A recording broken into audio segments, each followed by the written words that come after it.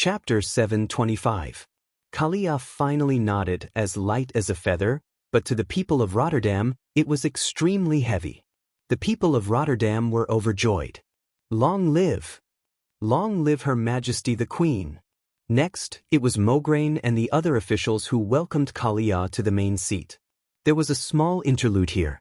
Under Kalia's amazing, enhanced healing skill, Molev's injuries actually stopped worsening. Perhaps the captain of the Royal Guards of the Rotterdam Kingdom was destined to be a cripple for the rest of his life, but at least he managed to keep his life. And his testimony would definitely further confirm Kalia's identity. Duque stood at the outermost area and secretly sighed. For Kalia, it was indeed not good for her to give up her freedom. However, perhaps this was the fate of the royal family. After all, Kalia's life was completely different. The original Kalia, after not being able to marry, was placed under house arrest for more than 10 years, until Arthas killed her father. One could imagine that even if the kind-hearted Kalia was not filled with hatred, she no longer had a good impression of the Rotterdam Kingdom. That was why she had been living in seclusion after escaping from Rotterdam, allowing the remaining forces of the Rotterdam Kingdom to act on their own. Later, when the Calamity Army attacked Azeroth, the middle-aged Kalia once again came out as a commandment priest. Seeing Kalia constantly looking at him even though she was sitting in a high position, Duque felt weird. "Kalia, are you telling Mograine that I'm the mastermind behind the queen?" At this moment, the detestable Illugia whispered, "Duque, I'll see how you deal with this. The people of Rotterdam will definitely force you to marry Kalia. I wonder what His Majesty Daelin will think of you." "Daelin? What does this have to do with Daelin?" Duque was confused. Illugia said something that scared Duque out of his wits. "Duque, don't you know? You're still Jaina Proudmoore's fiancé." "Huh?" Duque was scared out of his wits. He almost peed his pants on the spot. Almost subconsciously, he stretched out his hands and grasped Illugia's smooth and tender arms. "Illugia, you can't say things like that. Didn't my so-called engagement with Jaina end when Jaina turns 20? Illugia smiled like a flower, her smug expression full of slyness. For a moment, Duque almost thought that he was facing a fox. That's how it was. But women are very fickle creatures. 10 years after the Alliance officially declared you dead, King Garen Trollbane wished to marry Jaina. Yes, not long after you disappeared, King Salas was assassinated by the Stone-Fist Ogre, and King Garen succeeded to the throne. Duque's eyes sharpened. Damn, it's actually Garen? It was true that Garen Trollbane was a legitimate prince. However, compared to his father, the great hero Salas, he was nothing.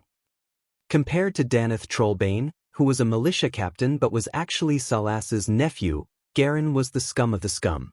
Others might not know, but how could he hide it from a transmigrator like Duque? Many of the strong in Azeroth became stronger and more monstrous as they got older. Due to the war, the average lifespan had dropped to 20 years.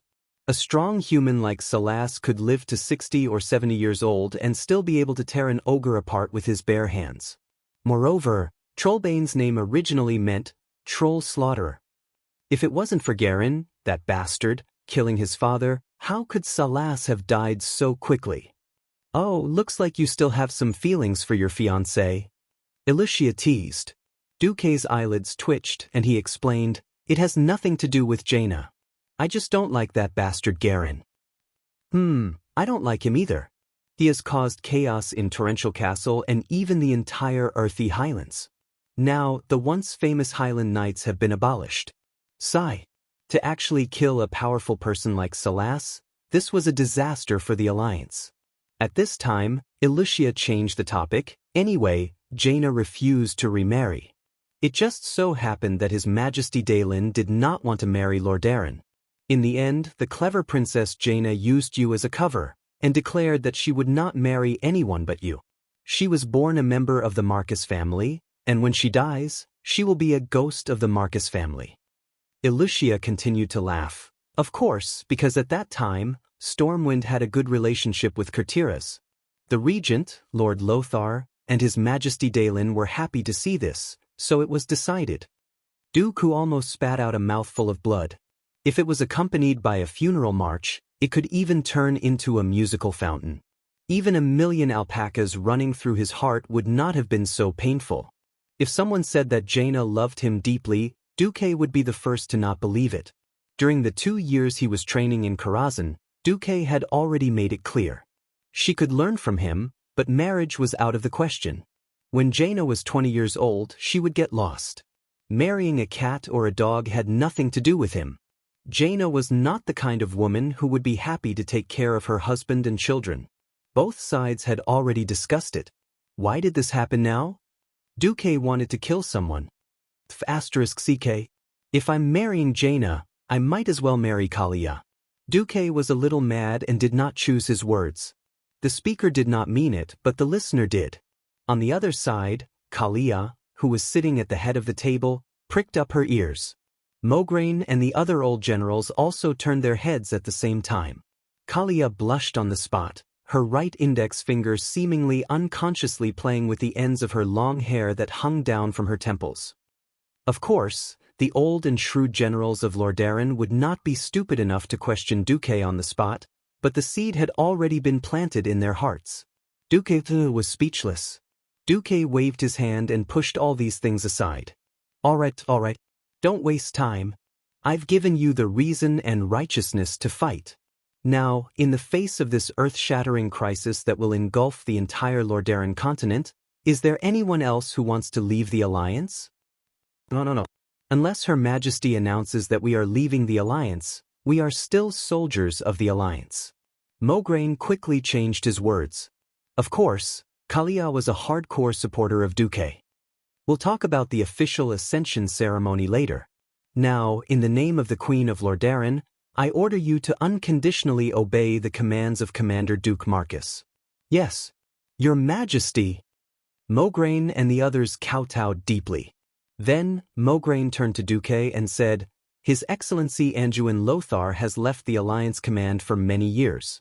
Originally, I should have been the supreme commander of the Alliance, but now, Sir Marcus, you are more suitable than me. All right, leave it to me. In the face of the Calamity Army's full-scale attack, it would be courting death to give orders. Duque took over the command without hesitation. Just then, he suddenly received a new report. The Calamity Army was attacking the Dalajan. Chapter 726. What? Duque was shocked. What's going on? Why did they attack the Dalajan directly? In history, Arthas had led his army from the west to the east. He had first defeated Cuel Salus, then returned to the Magic Kingdom and overturned the Dalajan.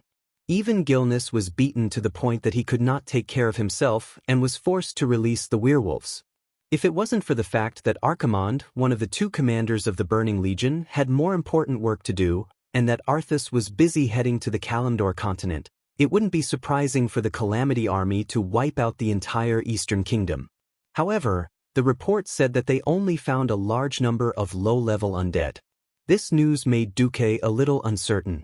Although the Calamity Army had many types of soldiers and powerful monsters, the core of the undead was still the Liches and Death Knights. In reality, the core of the undead was still the commanders, the Liches and the Death Knights. Without a Lich or a high-level Death Knight acting as the mastermind, the zombies would just be a motley crew. Duque frowned. Call the mages in charge of sending messages. I want to start a public, remote meeting at the throne level. A few minutes later, more than 10 mages and their magic mirrors filled the tent. The next moment, from Silvermoon City in the Elven Kingdom of Cuel Salus to Stormwind City in the south, every throne-level communication room rang with the most urgent call. In every communication room, the mages in gorgeous magic robes widened their eyes in horror. They almost suspected that they were hallucinating, and suspected that the magic communication that rarely went wrong was fake news. The next moment, they shouted at the top of their lungs, "Guards!" What? Duque is back? Lordaeron has fallen? Whether it was the sudden return of Duque, who had been missing for 10 years, or the fall of Lordaeron, they were both major events for the entire alliance, not to mention the 2 combined. This extremely sensational news was no less than a huge spiritual nuclear explosion. Magni Bronzebeard sprinted from his personal blacksmith's forge back to the throne with his short legs. Anduin Lothar, who had been ignoring politics for many years, almost rushed into William's throne room. Even the kings of the three kingdoms that had long since left the alliance had to stop what they were doing and rush to the magic mirror. This was because the person who was about to make the announcement was the legendary hero of the alliance, Duke Marcus. In the pitch-black magic communication mirror, there seemed to be a small flame burning. In the blink of an eye, it spread from a small flame to the entire mirror that was as tall as two people. Rustle. It was clearly the sound of magical waves, but it felt as if the entire palace was shaking. A familiar yet unfamiliar figure appeared on the mirror. It really was him.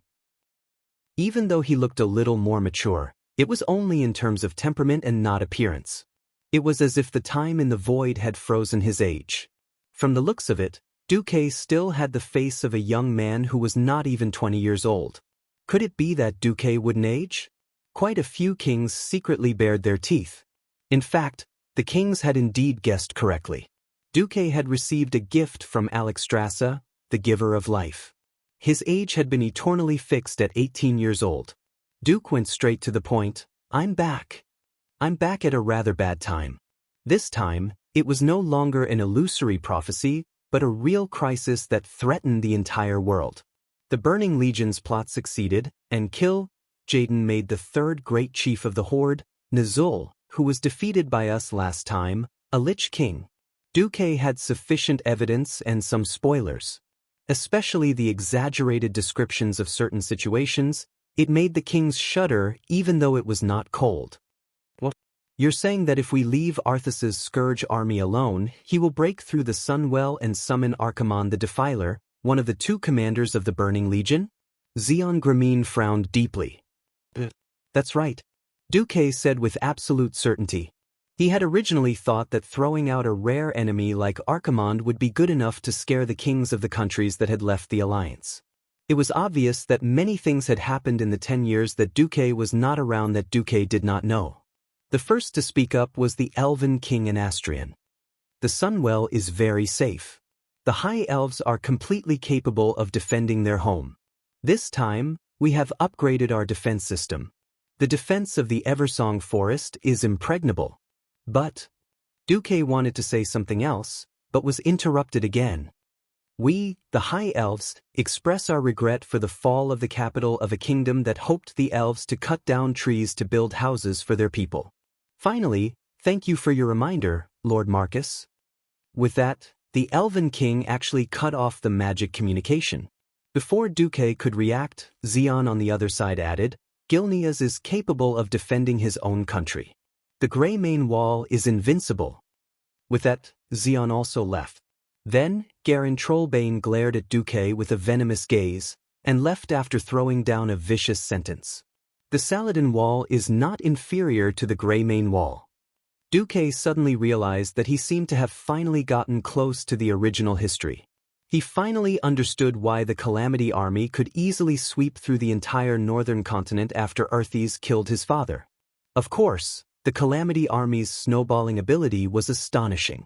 On the other hand, because of the reconstruction and territorial disputes after the war, the strongest Lordaeron had long been in conflict with the surrounding countries. Then, a group of fellows who thought that they were very good at defending with turrets only realized at the moment of destruction that even if an armed goat was armed to the teeth, it was still just a goat. It would never be a match for a wolf. F***ck, this rotten hand is simply a huge pit. At this moment, the aged face of Antonidas suddenly cut into the magic communication. Duque, hurry and help the Dalajan. Those damned undead monsters are here. They came from the bottom of the lake. After a few words, Antonidas's face disappeared from the magic message. The remaining kings of the alliance all paled. Duque clenched his teeth. There's only one possibility for the magic communication to be interrupted. A stronger element has disturbed the elemental stability of the nearby space. In Duque's mind, he could only think of one word, canopy of necromancy. Only the most powerful undead could forcibly change the elements in the entire sky into the dark element that symbolized death. Could it be Arthas himself? The script of fate seemed to have been seriously deviated. At this moment, Duque still did not know that this was actually his fault. If not for his emergency evacuation plan, Lordaeron would have been completely destroyed this time.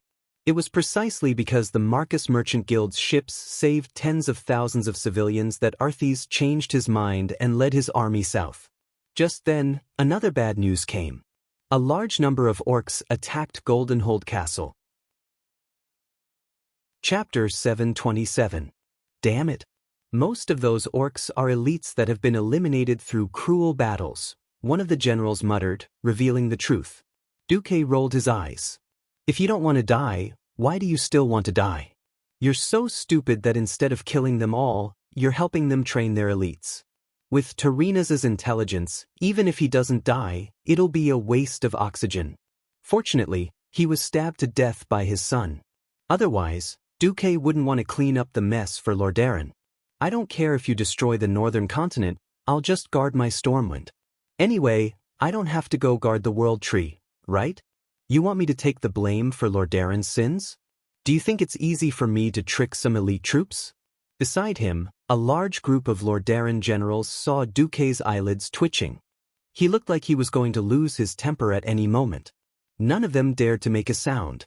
The Dalajan city was under attack. Logically speaking, the 80,000 elites from the Scarlet Cross should be able to help the Dalajan defend against the Scourge. What they were afraid of was that the orcs would arrive as soon as the humans sent reinforcements. Duque took the note filled with information about the orcs and read it 3 times. Then he laughed coldly. You Lordaeron people can do this too. Only send 3,000 people to guard 10,000 orcs? Then all the orcs in the Colosseum, with Breyer as the center, ran out, but didn't report it because of Arthas' victorious return? Even the Warsong clan that hasn't been wiped out is here? Duque's cold laughter was like a whip lashing on the faces of every Lordaeron general. It was an invisible pain that made their faces burn. Most of the generals lowered their heads. This was Terenas' fault. As long as they still wore the Lordaeron epaulet, they would have to bear it. At this time, Reynolds' weak voice sounded. There are only 10,000 orcs in Goldenhold Castle. His father, Alessandro, was furious. Bastard, you have no right to speak here. Duque raised his hand and stopped old Mograine. Kid, although I'm only half a generation older than you, when it comes to military matters, you don't have the right to speak. Duque immediately saw the unconvinced expression on Reynolds' face. Duque laughed as well. 10,000 beastmen? In fact, it was definitely more than that. The extra ones were secretly sold to the arena by the guards. That's why there are at least 15,000 orcs who hate humans. As soon as Duque finished speaking, the faces of all the generals of the Rotterdam kingdom turned sullen. Corruption. Filthy. And he acted recklessly. It was a great taboo for military strategists to advance without knowing the strength of the opponent. Normally speaking, even the most well-trained recruits would be easily swapped for 3 orcs. The orcs' title of warrior race was not just for show. If the number of orcs attacking Goldenhold was 30,000, then even Mograine's 80,000 elites wouldn't be enough. At this time, Duque raised a second finger. Secondly, the number of orcs in Goldhold right now isn't 30 or 50,000. It's at least 100,000. This news was like a bolt out of the blue. Mograine and the others were all dumbfounded. 100,000? Where did 100,000 come from? How many orc laborers do they have? Abendis asked tentatively. 0. Duque sighed. And they're not ordinary second-tier tribes. They're definitely the elite warriors of first-tier clans. What? Old Mograine and the others paled in shock. As people who had experienced the second battle of the Dark Portal and had been fighting the remnants of the Horde for many years, they knew the difference in combat power between Horde elites and second-tier clans. Abendis asked in shock, where did the 100,000 elites come from? Duque spread out the intelligence and pointed at the battle flags drawn by the scouts. They recognized all the other flags. The only one that stood out was the Warsong clan's flag. And Duque was pointing at another flag that they were extremely unfamiliar with. This is the Frostwolf clan. It used to be the 4th clan in the Horde after the Blackstone, Warsong, and Bloodring clans. Other than having fewer people, their combat power is definitely top-notch. Frostwolf. Everyone was extremely unfamiliar with this name. Duque said slowly, "It's normal that you don't know. Because in the first year of the Dark Portal, this clan was exiled by the first great chief Blackhand and the warlock King Gul Dan when they first arrived in Azeroth due to political disagreements. They secretly crossed the entire southern continent, crossed the sea from the Gulf of Paladin, passed through Hillsbrad, and lived in seclusion in the depths of the Alterac Mountains." "How many elite orc soldiers does the Frostwolf clan have?" Mograine asked. "No less than 50,000. As for how many there were, Duque did not know either. Since the Frostwolf clan had not been besieged in the past 15 years, it was expected that Thrall, who had returned to his ancestry, would receive the support of the Frostwolf clan. 50,000 was already a conservative number. Every general who had experienced the second battle of the Dark Portal frowned deeply. Not to mention saving the Dalajan, they would not even be able to protect themselves. The evil Undying and the orcs, who were filled with hatred towards humans, were enough to massacre the entire continent. Sitting at the head of the table, Queen Kalia looked left and right. Even if she knew nothing about military affairs, she knew that things were not good. Unknowingly, everyone's gazes were cast on Duque. They were looking at this mysterious commander who had annihilated millions of orcs more than a decade ago with less than a third of the enemy's forces. If it was someone else sitting in this position, it would certainly be a hopeless situation. But he was different. He was Duke Marcus, a living legend recognized by the three races of the Alliance. Since everyone regards me as their commander, I will naturally lead everyone to a path of survival. Duque's youthful face was filled with confidence. The powerful aura of someone who could guide the world and play with the enemy in the palm of his hand made the hearts of the three women palpitate. Kalia, Ilucia, Sari. They all revealed looks of worship. At this very moment, Goldhold Castle. "No, don't kill me, no." The last human guard was torn apart. The orcs, who had been tortured for who knew how many years, tore off the guard's hands, feet, and head like a doll, turning them into pieces of meat. "Ha ha, ha." The orc, whose face was covered in blood, laughed maniacally. "Long live Thrall, long live Orgrim, long live Grom Hellscream." The orcs cheered to their heart's content, raising the crude weapons in their hands high to show off their strong muscles. Thrall, holding a blood-stained battle axe, was equally excited. Even he had suffered for far, far too long. The whipping of the humans seemed to still be burning in his back. Chapter 728. At this time, Orgrim, who was in his prime, came over with his famous Hammer of Destruction. "Thrall, let's go if you're done celebrating."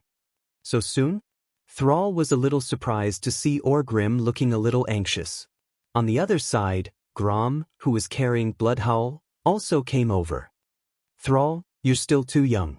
You haven't seen the Alliance's terrifying battle potential or those strange weapons of destruction. I suggest you listen to Orgrim when it comes to the big picture." Thrall was a leader-type beastman that only appeared once in 1,000 years. He had unimaginable wisdom and character. That's right, character determined fate. Experience also shaped character. Different from the original history, Thrall had been found by Orgrim at a young age through the prophecy of the shaman prophet. He had grown up in a different environment and been secretly protected.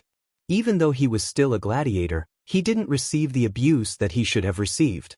At the same time, Blackmore's human lover no longer sympathized with him and gave him warmth. What replaced it was Orgrim's earnest teachings from a young age. Thrall was now raised according to the standard chieftain template. He had a humble personality and listened to Orgrim, who was both his teacher and his father. Thrall lowered his head slightly. "Indeed, in the arena, I've heard many legends about the strength of the humans and dwarves. I've never seen them before. Orgrim and Grom, you two have more experience in this than I do. I'll listen to you."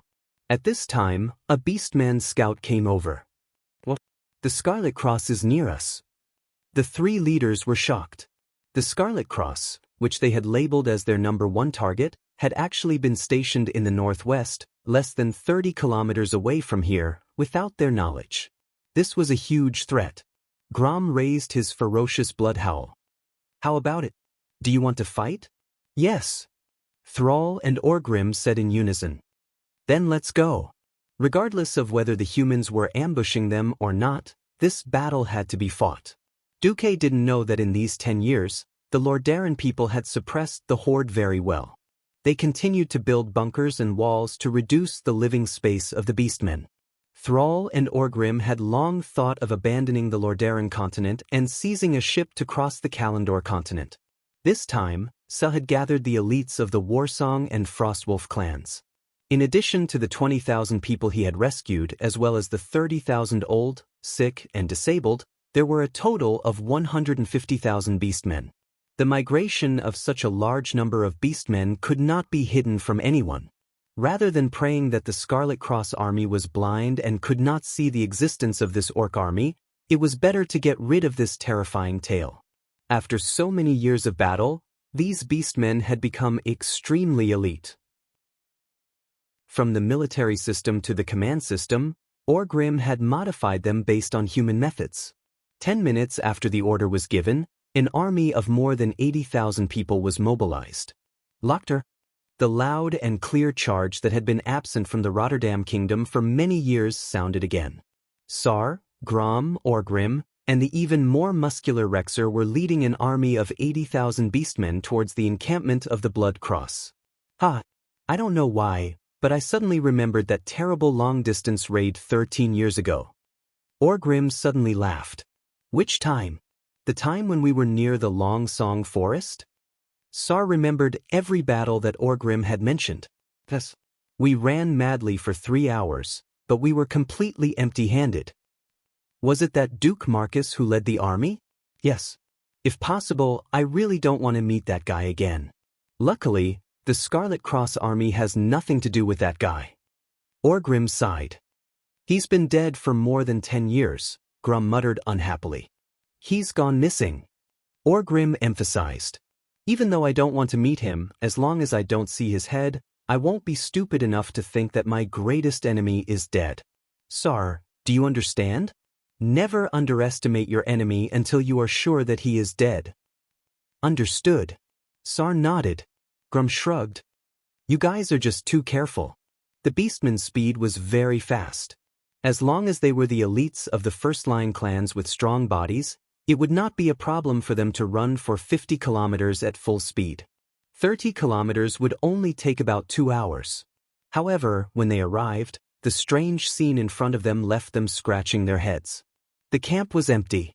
From the looks of it, they had left for about 2 hours, heading towards the mountains in the north. What was even stranger was that there were obvious signs of a battle in the camp. Broken antlers, claw marks on the camp gate, years of experience fighting in forests and mountains allowed Grom to immediately make a judgment. There was a battle here. It wasn't big, but it must have been a battle. With who? Sar immediately asked.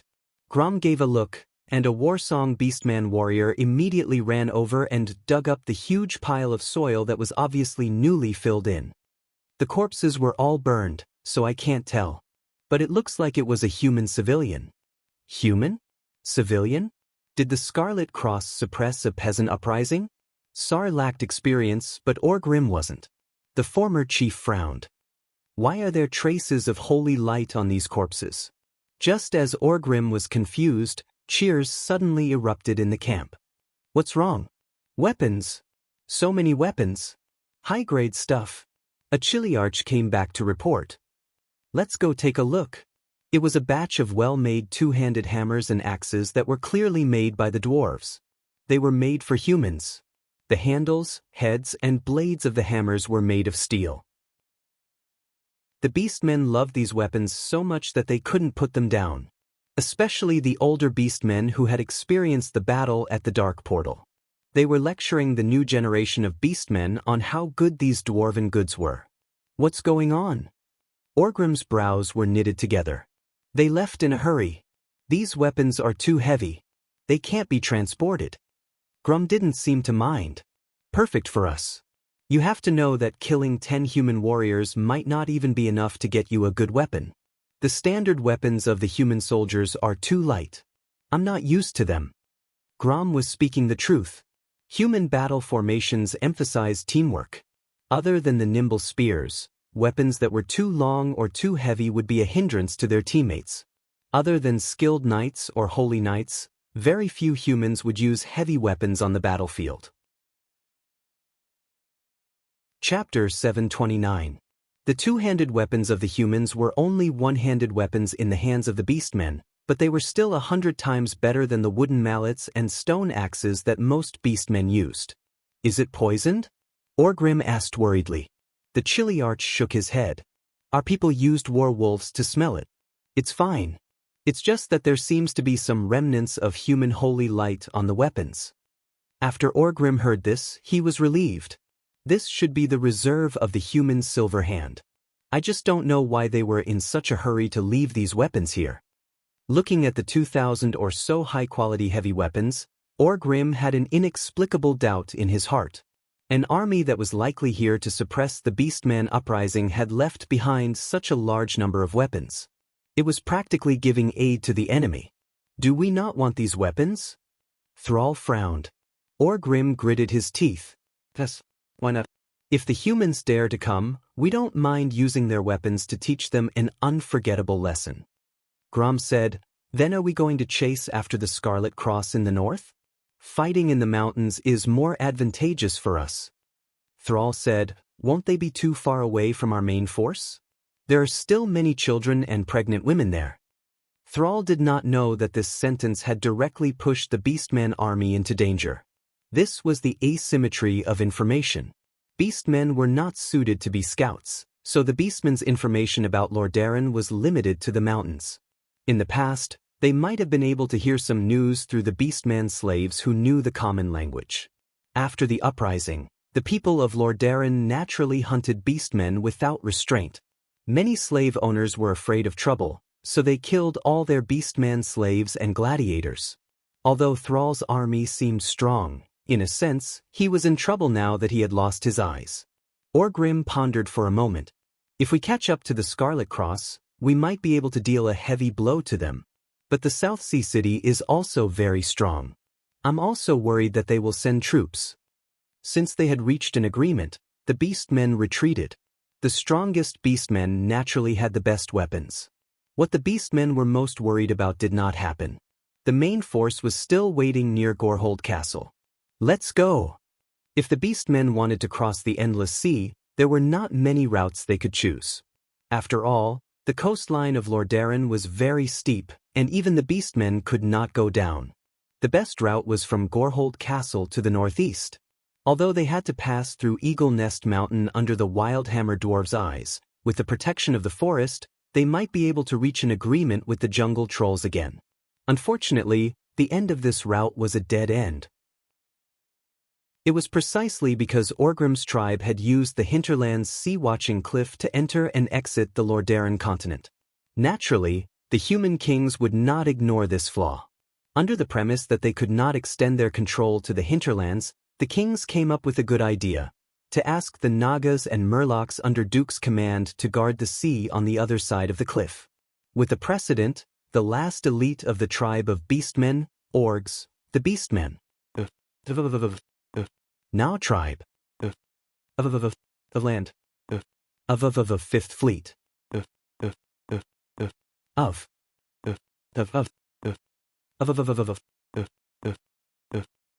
Kurtiraz's Fifth Fleet was stationed at the fortress of Tol Barad Island all year round. Even if they broke through the South Shore defense line, it would be suicide. The North Coast and Whispering Coast at the northernmost tip of Lordaeron were not out of the question. The problem was that the beastmen had just revolted there, and it was like poking a hornet's nest. To Thrall and the others, it was a dead end. Little did they know that the Scourge army would wipe them out. As a result, the only way out was to the west of the continent, the South Stream coast and the North Stream coast. There was a long coastline between the two coasts. This road was like a wooden bridge. This meant that the Beastmen army would have to pass through South Sea, Dalagen, and Gilnis. But Orgrim's analysis, South Sea had no military force, and Gilnis had built the Greymane Wall to isolate them. Other than the Dalagen, the other two were unlikely to send troops. However, as the Beastmen army carefully passed through the Hillsbrad Hills from east to west and approached the Dalagen, they suddenly realized that the situation was completely beyond their imagination. What? Humans like monsters? Thrall was stunned. Those human civilians have gone crazy. Their eyes are even redder than when we drank the demon's blood 10 years ago. One of the Kiliarchs grumbled, "My men have already torn them in half, but they can still bite us with their mouths. It feels like they are dead, but how can the dead move?" Thrall and Orgrim's faces immediately turned pale. Something was wrong. The two quickly rushed to the front line on their werewolves. The situation in front of them shocked them. Once upon a time, humans used the term green sea to describe the horde's attack. Now, the situation seemed to have completely reversed. The brave beastmen formed a relatively tight line, slashing at the humans who were charging at them without any regard for their lives. No, it was obvious that these were not humans. These terrifying creatures that looked like humans had long lost their lives. Thrall saw with his own eyes a man whose chest had been eaten by an unknown creature waving a pitchfork. His teeth were exposed through the torn skin on his face, and an unknown black liquid was flowing between the gaps of his teeth. He madly rushed up and attempted to kill an orc. Even after being cut in half, the monster still crawled up from below. While the orc warrior was busy dealing with the other two monsters, it viciously bit the orc warrior's exposed calf. No, these are not humans. They are some kind of undead. Ancestors above, no wonder the humans did not come looking for trouble with us. They are in huge trouble themselves. Orgrim cried out in shock. Should we retreat? Thrall asked anxiously. Retreat. Retreat immediately. We do not need to foolishly get involved in this disaster. Orgrim clenched his teeth. Just as the horde was about to retreat, the dark aura of the wind became even more violent. On the shore of Lake Lordamere, east of the Dalajan city, countless undead walked up from the cold bottom of the lake. In the camp of the Calamity Army, accompanied by the cold wind that defied the weather, black flags were raised high and fluttering. As if they sensed something, the giant Arachne and the cursing sect's death acolytes raised their heads at the same time. Not only them, but the Death Knight generals and liches with dark aura all looked southeast at the same time. In their eyes, which were pulsing with soul flames, was a holy pillar of light that almost shot up to the sky. Deep in their eye sockets, a trace of doubt appeared. Holy Knights? So many. Chapter 730. The undead were most sensitive to the aura of the living. The holy aura, which was the most effective against the undead, could easily and severely stimulate the remaining senses of the undead. More than 2,000 weapons blessed by the holy light, even if it was only for a short period of time, were no different from lighthouses in the dark. It didn't matter where these paladins came from, but all the commanders of the Calamity Army felt that they were being seriously provoked. Human vision was received by the eyes from the outside world, and then transmitted to the brain through the nerves to produce vision. For most of the middle and low-level undead, because their blood had stopped flowing, they had long lost sight. In their senses, they could only see whether the soul fire of the living was strong or not, as well as the vague outline of the living's body. As for what kind of creature the living were, it was not within the scope of their poor intelligence. Be it the holy light or the dark force, they were actually a kind of soul power. Contrary to the dark aura of corruption, it was the holy soul that cultivated the self and cultivated the body.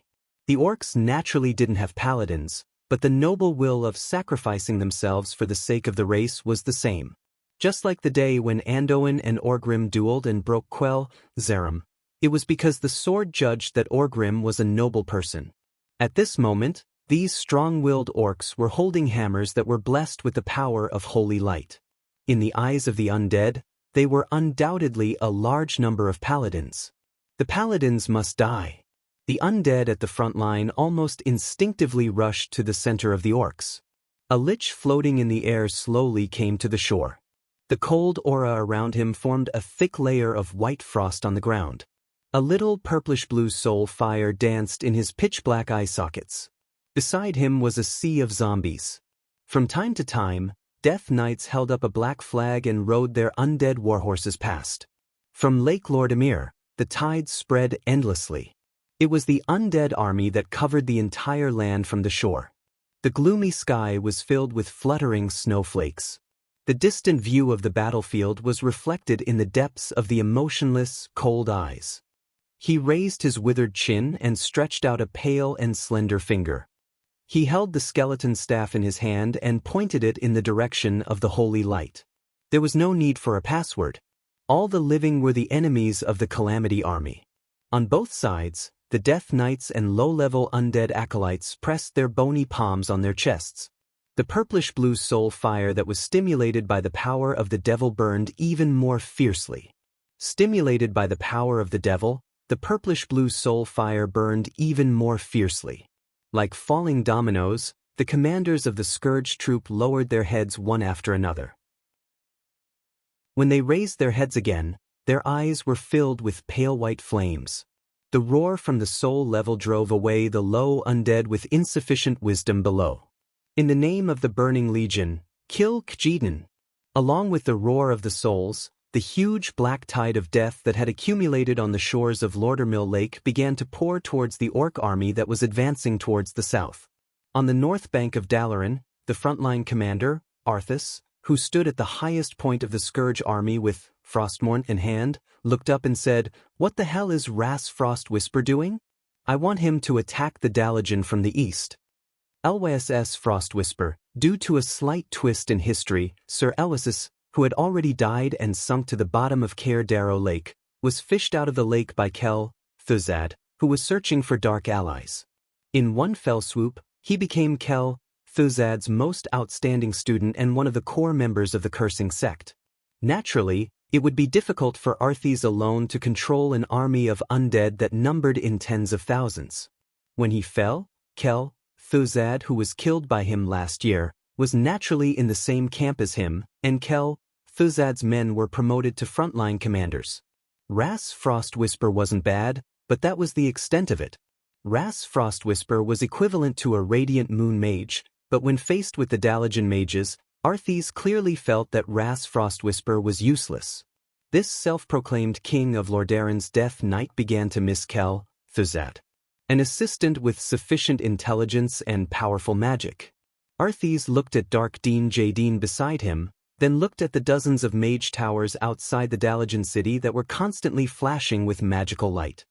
He frowned and said, "Since Ras Frostwhisper thinks that the beastmen over there are a threat, let him be. How long will it take before the Dalajan's magical energy is exhausted?" Jadine estimated and said, 3 days, and at least 300,000 cannon fodder will be used. Arthas sneered in contempt and said, "Cannon fodder? There are human settlements everywhere in the Hillsbrad Hills. There's as much cannon fodder as you want. If you don't have them, go find them." Those beastmen seem to be good cannon fodder. With their strong bones, even if they become skeleton soldiers, they will be stronger than ordinary skeleton soldiers. Understood. Dean Jadine bowed deeply and retreated. A few minutes later, more undead rushed towards the beastmen. Now, not only had the beastmen's front army fallen, even the middle army was beginning to be surrounded. Unless Sar and Orgrim were willing to abandon the women and children, they could only fight to the death. "Oh, my ancestors! Where did these bones come from?" Sar was very depressed. He had already changed his hammer for the 3rd time. Not only did he lack a suitable weapon, but he had also not practiced the path of the shaman at this point in time. He was just a super soldier. Orgrim was also in a difficult situation. He had no choice but to wave the hammer of destruction and chase the undead knights that were running all over the mountains on their skeletal warhorses. Other than him and a few chieftains, the ordinary beastmen had no way to resist the undead knights. Perhaps the holy light in their hands would be more effective, but they were not real paladins. Before the holy light could hit the undead knights, they first had to withstand the dark magic of the undead knights. The only consolation was that these undead knights were not too strong. After all, the first batch of undead knights that Ghoul Dan created were all sorcerers, and they had one set of dark magic after another. Most of these undead knights were pure knights, and they were more inclined towards physical attacks. In the southern foothills of the Alterac Mountains to the east of the Dalajan city, A few sneaky figures appeared. Mograine could not help but sigh when he saw the fierce battle below through his binoculars. Duque, you still have a way. Chapter 731. One could imagine what would happen if the Scarlet Cross rushed in to rescue the Dalajan. That's right, the Beastman army would end up like the Scarlet Cross. Duque smiled mysteriously. If we went straight to the Dalajan, we would have to face nearly 1,000,000 Scourge soldiers and 100,000 Beastmen. But now, with the Beastmen helping us take the lead, we can relax a lot. More than 2,000 hammers blessed with King's blessing and Power's blessing in exchange for 100,000 elite Beastmen as our reinforcements. Not a bad deal, is it? Duque had a calm expression. Duke was able to easily make two powerful enemies kill each other.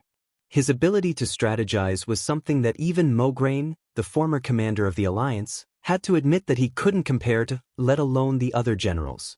Duque didn't notice a beautiful female general standing behind Abendis. She looked somewhat similar to Abendis, and she was looking at him with some kind of indescribable fanaticism. Abendis asked, "When do we enter?" Duque rested his chin on his hand. "Well, we attack when Arthas goes to cause trouble for Orgrim. Remember, we can't turn back. We have to kill our way through the enemy lines and the center of the Dalajan army. After joining up with the Dalajan mages, we can counterattack Arthas. Arthas has the magic tool Frostmourne. To be honest, Arthas should be a demigod now. Our chances of winning are not high." Abendis asked tentatively, "What about the Dragon Sleep Temple?" "I've asked. The Burning Legion has sent many powerful demons to attack the spatial barrier of Azeroth. Maligos and Nozdormu can't come, and the Emerald Dream has been unstable recently. Isra can't leave either. In addition, Alexstrasza was still trapped in the void of Karazhan. The current Dragon Sleep Shrine was a classic example of a group of dragons without a leader.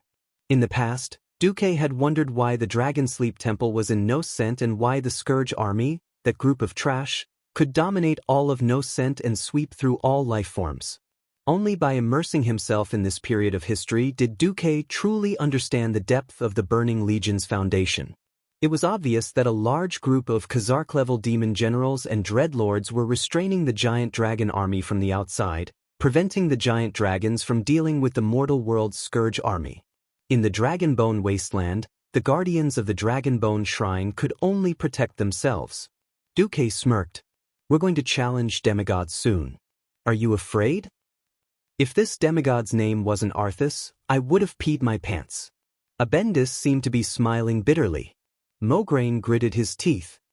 "Loyalty. I will not retreat until I die." Duque sighed. If it were him, he would definitely leave after saving them. There were so many mages in the Dalajan. It would be terrible if they all died here. However, war was fought by humans and humans had hearts.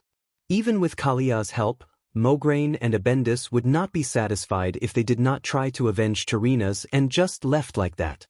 At the moment when Wuther could not be contacted, Duke did not have a single person who was powerful enough to break the charts. Challenging Arthas with just Mograine, Abendis, and Antonidas would be courting death. If Orgrim, Lord Howl, Grom, and Rexer were included, it would be a different story. In the original history, Grom had a glorious record of killing a demon lord. First, they forced the Beastmen to fight Arthas. Then, Duque would be able to bring in insufficient number of people and act as real reinforcements in an unkind way. Of course, Duque did not want Mograine and Abendis to die here. We don't know how powerful the peerless Frostmourne is. If things go south, we will quickly retreat in the opposite direction of the Beastmen's retreat. In principle, our goal is to return to the coast of the South Sea City. As long as we reach the South Sea defense line, we will be safe with the help of the cannons. Mograine and Abendis nodded at the same time.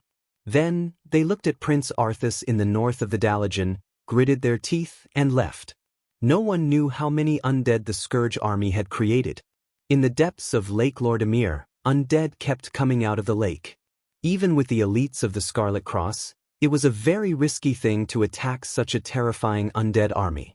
One mistake and the Scarlet Cross would become the Undead Crusade. None of the Lordaeron soldiers hesitated, because in front of them was the traitor who had killed the king they swore to serve for the rest of their lives, Arthas. The people of Lordaeron went down to prepare. Elucia, you should go back with Kalia. This will be the cruelest war zone from now on. Kalia had long been teleported to Stormwind City. Even though Kalia already had the strength of a regional bishop, her identity as the Queen of Lordaeron had determined that no one would be willing to risk her life at the front lines. After Duque finished speaking, Elucia did not move. Duque, how long are you going to hide it from me? Are you going to face an evil demigod with your terrible magic circuits? Duque was shocked and then smiled bitterly. Did you see through me? Where's your magus hand? 10 years ago, you had the power to wipe out half an army by yourself. Don't think I didn't see you when you made your move at Terran Mill. That kind of proper spell casting? How is it any different from an ordinary Radiant Moon Mage? No, the current you, apart from your superb skills, might not even be able to defeat me. Elucia was right. Duque was not in a good state. Since his return, Duque had been secretly trying to repair his magic circuits. Unfortunately, the ultra-long-distance irregular teleportation not only put a huge burden on the system elf, but also caused Duque's magic circuits to be in a state of constant acceleration and overload because of the many spatial cracks he encountered during the teleportation. His magic circuits were not simply damaged. Many of them were directly burnt and melted. They were no longer orderly and were almost twisted into a ball. It would not be an exaggeration to say that they were crippled. Duque turned his head slightly and looked at the intense battlefield in the distance. Elucia, I must go. A tragedy was about to happen. If not to make up for the various regrets in his heart, what was the point of him transmigrating to Azeroth? The current Duque was no longer the Duque of 15 years ago who was good as long as he was not a ghoul. Chapter 732. The more she pretended not to care. Duque needed immediate combat power, and Elucia could provide it. If Elucia's magic circuit was transplanted to Duque, Duque could at least quickly return to the strength of a peak Radiant Moon Mage. The more Duque cared, the more he cared. Looking at the burning love in Elucia's pure eyes, Duque suddenly understood why. If just sacrificing a small part of my soul in exchange for my lover's life, it's worth it. Besides, doing this will give me the confidence to stand shoulder to shoulder with Sister Aurelia and Sister Sasha. Her alluring red lips lightly touched Duque's tiger's lips. Elucia gazed at Duque. Or do you hate having my soul merge with yours? Duque could not imagine what kind of pain it was beyond the physical. It was obvious that it would be more terrifying and painful than having one's hands and feet torn off from a human body. No, this was not a simple feeling. It was a feeling of disappointment. 3 years together. Many things could happen. Thirdly, both parties involved in the transplant had to be willing. Whether it was magic or holy light, they were all strange energies that originated from the soul. The magic circuit was a special magic production and circulation channel that was shaped by one's own soul. As long as the other soul resisted, even if it was subconsciously, then the transplant would inevitably fail. Time did not diminish Elucia's love for Duque. Instead, it was like a fine wine stored in a cellar, becoming more fragrant the more it was brewed. Secondly, the magic circuit of both parties must be of the same origin. For example, those who played with Phoenix Flame and directly transplanted it into Ice Crown, without any transformation would be courting death. 3. But he did not expect that this woman, who was not talented in magic and was destined to be unable to step into the realm of heroes to fight alongside him, would be willing to sacrifice herself for him to this extent. Unknowingly, tears were already flowing down Duque's cheeks. Then, the forest began to echo with Elucia's unsuppressible moans of pain. How many women would be willing to wait for a lover who had been missing for 10 years, and was probably long dead? In the face of Duque's determined look, Elucia gently shook her head. Bit by bit, she sucked on those 2 luscious red lips, sucking in the fragrance that came from her lover. Use my magic circuit. Elucia's smile was so gentle and moving, as if she was saying something that had nothing to do with her. 10 years, the most crucial 10 years for a young girl to become a true lady. With the accumulation of generations, the quality and quantity of magic circuits would be astonishing. Duke had thought that his threat would be effective, and he would see panic on her beautiful face, which was full of mature charm. That way, he would be able to get her to give up on this crazy idea. However, he couldn't bear to watch his friend and hero die. Why was it that most magicians were passed down through aristocratic families, and the first generation of magicians were rarely very powerful? It was no longer a simple friendship or emotional bond. Elucia, you're crazy. Do you know how painful a transplant is? The magic circuit is also a part of your soul. Even if my circuit is burned, it's only that part of the circulation is blocked. But if your circuit is transplanted, it's like forcibly tearing a part of your soul out. Duque shouted agitatedly, grabbing Elucia's arms hard and shaking the woman who had followed him wholeheartedly for more than 10 years. But Duque shuddered, his face full of horror. He directly pulled Elucia into his arms, one hand gently holding the soft shoulder of the noble lady, and the fingers of the other hand directly touching the intellectual face. 10 years apart. Then, any more words would be superfluous. What else could Duque say? It seemed a little naughty, but in fact, Duque was re-examining Elucia. He wanted to deeply remember every line on this beautiful face, engrave it in his retina, engrave it in his heart, and brand it in the depths of his soul. Duque kissed her hard. Before he came back, Elucia did not abandon his fief, and even conscientiously built his fief into the most prosperous area in the southern continent. For this, Duque was already very grateful. Nearly 5 years of planning and hard work, 10 years of wandering in the void. The life on Earth seemed to have become very far away. Only with the help of the system could he easily recall the bits and pieces of Earth.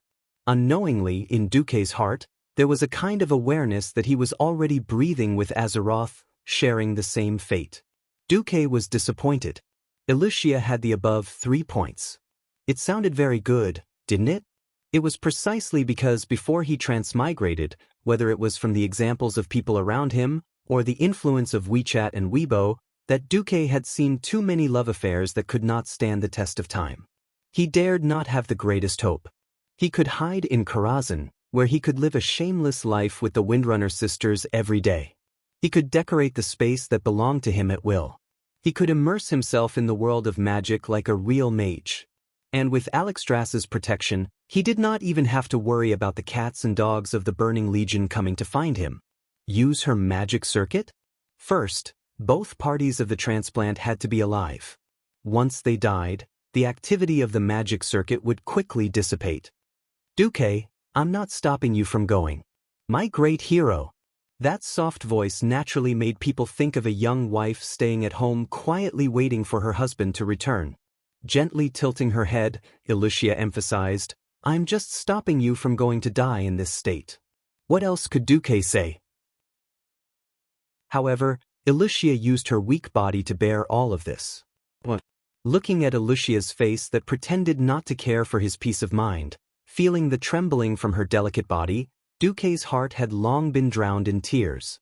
However, there were many prerequisites for this. That's right, the magic circuit could actually be transferred and transplanted. What? 10. That was because the children of mage families could inherit the magic circuit of their parents and even their ancestors. Without any flirting or ambiguity, Duque's right index finger slowly moved down the delicate lines of Elucia's face, gently pressing down. After slightly loosening his index finger, the delicate skin and bright red lips trembled and bounced back under the effect of inertia. After an unknown amount of time, the four-faced lips left, panting.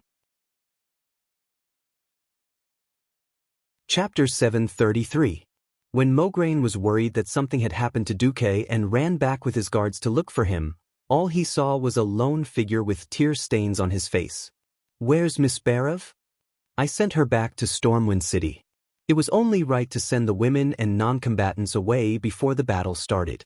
But what was with the tear stains on Duque's face?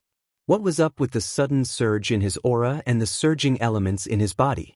Mograine had not seen Duque for more than a decade. Even during the battle where Duque and all of Karazhan had disappeared, Duque and Mograine had fought on different battlefields, one in the north and one in the south.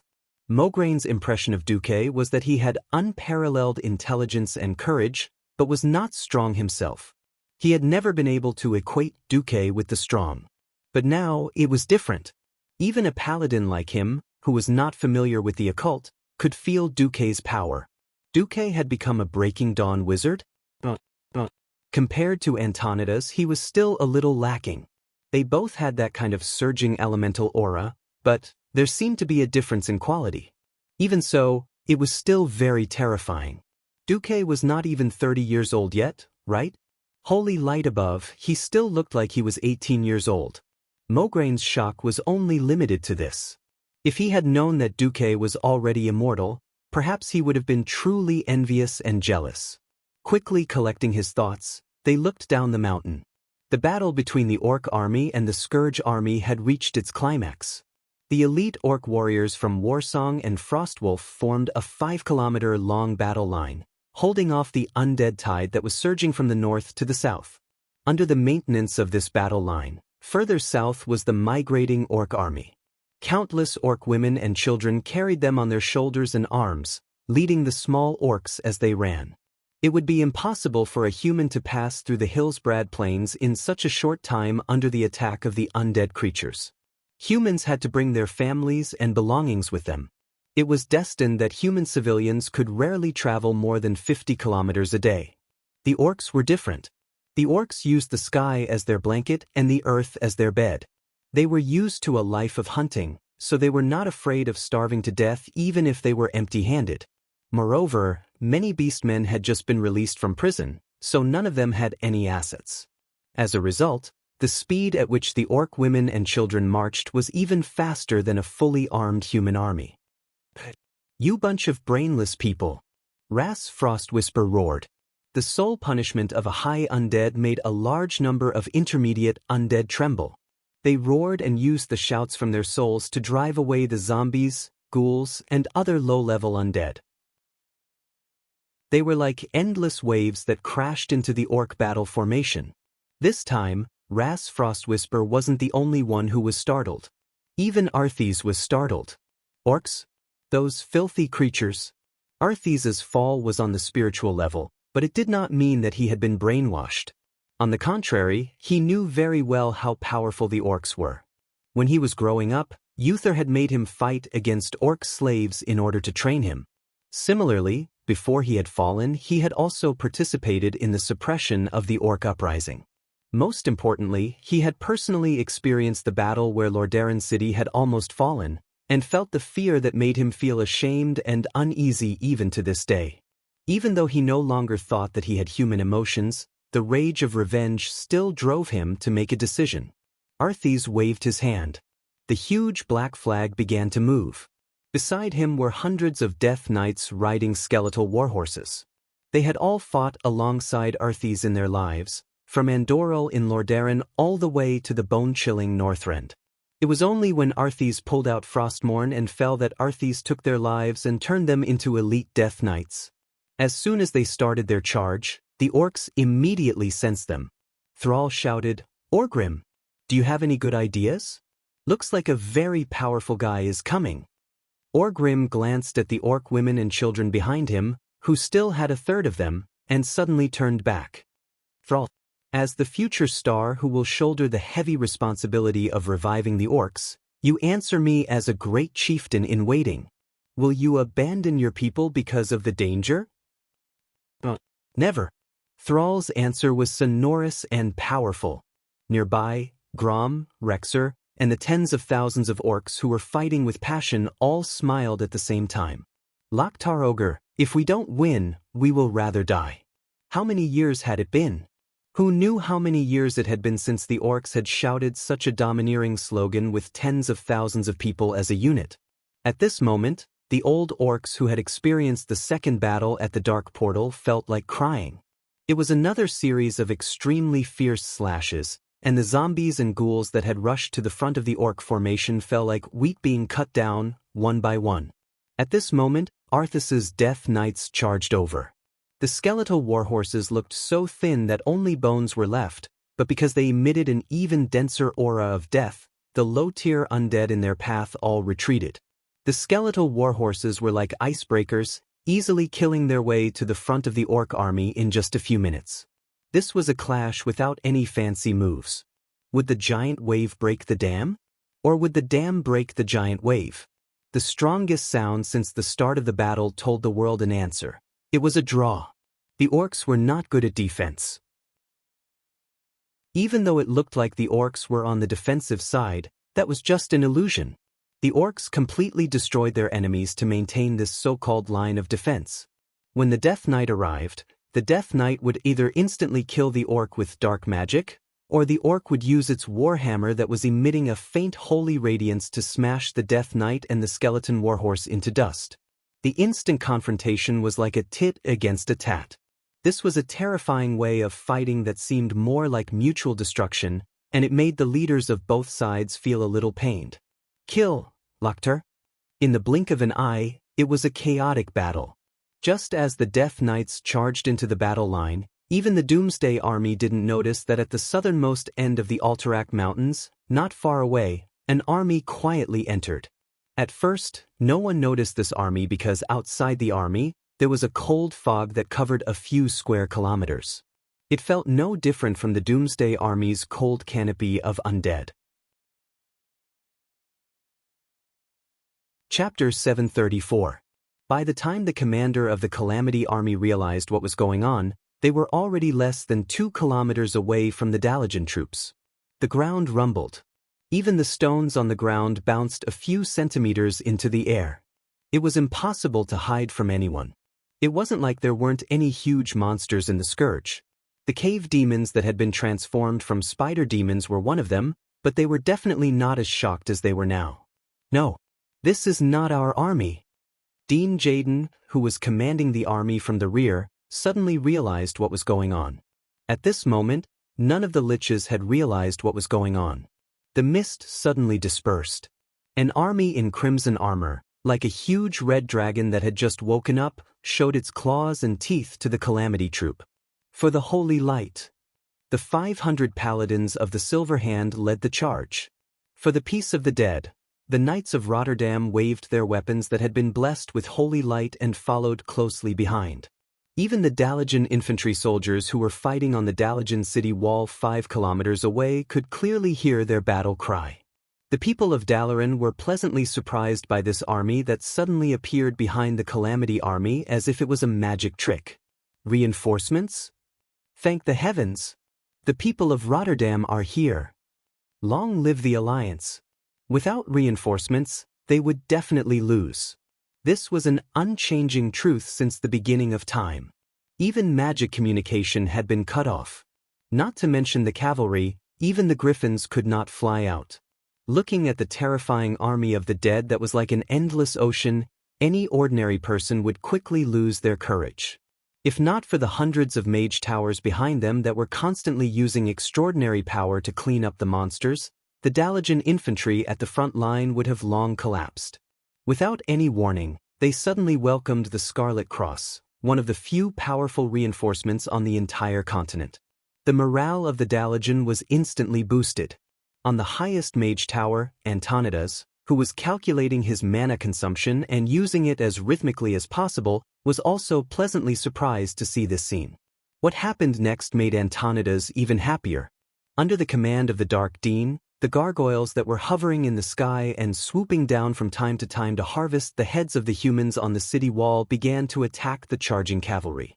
Most of the low-level undead creatures were slow. It was impossible for the low-intelligence ghouls, zombies, and skeleton soldiers to instantly turn around and counterattack. Using the gargoyles' countercharge and the cavern demons' long-range attacks to defeat the human cavalry's charge as much as possible was the best solution that Dean Gatton could come up with. Even a veteran general like Mograine could not help but feel his scalp go numb when he saw the gargoyles whizzing through the sky. Knights and cavalry did not have any anti-air capabilities. Even a holy knight's long-range attacks were limited, and the distance was extremely short. Paladins could fight, tank, and heal, but they didn't have any ranged attacks. This was a natural shortcoming that couldn't be fixed. The Rotterdam kingdom never lacked warriors who would charge head-on into the enemy's air force, but Mograine did not want his men to waste their lives in the hands of the enemy's air force. If the army advanced slowly, they could have the cover of the archers and mages, but they would also lose the chance to launch a surprise attack. It was not that Mograine had never thought of leading the mages to charge on horseback. Unfortunately, most mages did not have the ability to cast spells while moving. Low-level mages had to stop and sense the surrounding elements, and then form a resonance and connection with the elemental realm before slowly chanting spells. By the time they made their move, it would be too late. Fortunately, he had Duque on his side. There was no one in the Alliance who had the two metamagic abilities, high-speed moving casting, and super multicast, at the same time. It was generally accepted that in the field of multicast, even the two Breaking Dawn archmages, Antonidas and Anastrian, had to concede defeat to Duque. He just did not know if Duque's skills had become rusty after 10 years. Duque, it's all up to you. Mograine looked at Duque, who was charging with him, his eyes filled with undisguised pleading. Leave it to me. The three short words were powerful and sonorous. For some reason, the baleful Duque today gave Mograine and Abendis an inexplicable sense of trust and security compared to the usual Duque, who always wore a gentle smile. The wind had started blowing. It was a strong wind that was blowing from east to west, the exact opposite of the season. He had thought that the heavens were helping him, but 2 seconds later, Mograine was shocked to find that the source of the wind was actually Duque, who was beside him. Not only was there wind, but there was also fire. The Lordaeron horse Duque was riding seemed to panic when it saw the fire beneath its feet, but the mysterious light from Duque's hand quickly calmed the horse, causing it to immediately enter a state of forgetfulness and gallop away. So fast. That was a speed that far surpassed that of a normal arrow. Was that the mage's blazing haste? How could it be so fast? Mograine did not know much about magic. He only knew that there was this metamagic ability. Of course, he did not know that after the baptism of the storm altar, Duque also had the power of wind and thunder. Under the double acceleration, Duque looked like a stream of light to outsiders. At that moment, one man and one horse, empty-handed, Duque charged into the formation of the Scourge with a crimson magic light. In front of him, hundreds of ghouls with ruined faces and ferocious fangs surged. On the two wings were venomous spiders thrown by the cave demons, revealing their horrifying mouthparts in midair. In the sky were gargoyles that could easily tear a knight and his horse into pieces when they dove down with their wings tucked between their legs. 3 layers of attacks came at the same time. No matter how brave and courageous the holy knights were, they were all shocked by this scene. In the next moment, they couldn't believe their eyes. Fire. It was fiercer than prairie fire. Fiercer than the fire that burned the sky. The 1024 hands of magic that suddenly appeared in the void raised 1024 fireballs the size of water tanks. Duque raised his head, emotionless. A string of familiar yet strange green words poured down from Duque's retina. Yes, with the magic circuit transplanted, Duque straightened out his magic circuit. This was like dredging a river with silt. Of course, using a boat to dig away the silt was a solution, but using a larger amount of water to wash away the silt could also be done, but it was more violent and faster. Previously, when his rank temporarily fell, Duque lacked the magic power to solve the problem. Now that he had an external aid that was not much inferior to his, everything would be easily solved. Elucia, your gift, your love, Duque have received. Chapter 735. With an ear-piercing whistle, the fireballs around Duque scattered in all directions. It was a terrifying scene, as though a meteor shower had fallen to the ground. Everywhere the fireballs went, there were thunderous explosions. Thunderous explosions resounded, sparks flew in all directions, rocks exploded, and bones and flesh flew everywhere. The scene at the Scorching Canyon 13 years ago seemed to replay itself in Mograine's eyes. Back then, it was only possible for an entire Dwarven tank legion to create such a scene. But now, Duque had done it all by himself. Perhaps his destructive power was still lacking, but his momentum was definitely not inferior to that of the past. Far away in the south, Orgrim, who had suddenly heard the loud noise from the north, suddenly raised his head. Such a horrified sound naturally made him think of the same thing. The same shocking momentum. The same perfect timing to strike. Even though his vision was limited on the horizon and he had no time to pay attention to anything else in the fierce battle, Orgrim could not help but mutter a name that had given him nightmares for more than 10 years. Duke Marcus. It was as though a lit fuse had cut into the massive group of undead. With this fuse as the center, all the undead parted to the sides. They were forced to move aside in the form of flesh and bones flying everywhere. Broken human legs, broken spider legs, shattered stone fragments of the gargoyles. That kind of visual impact caused everyone who saw this scene to be shaken to the core. Duque's speed was too fast. A few seconds after he and his horse swept past, the huge fireballs that flew out exploded in the distance. It looked as though the ground had been forcefully plowed open by a huge plow, and the soil fell in all directions. As soon as Duque passed, there was a series of explosions behind him, and the undead formation was in disarray. Charging head-on with the enemy's spear formation was the worst strategy. Even if the enemy's back was facing them, it was not advantageous for them to charge if they stood too closely together.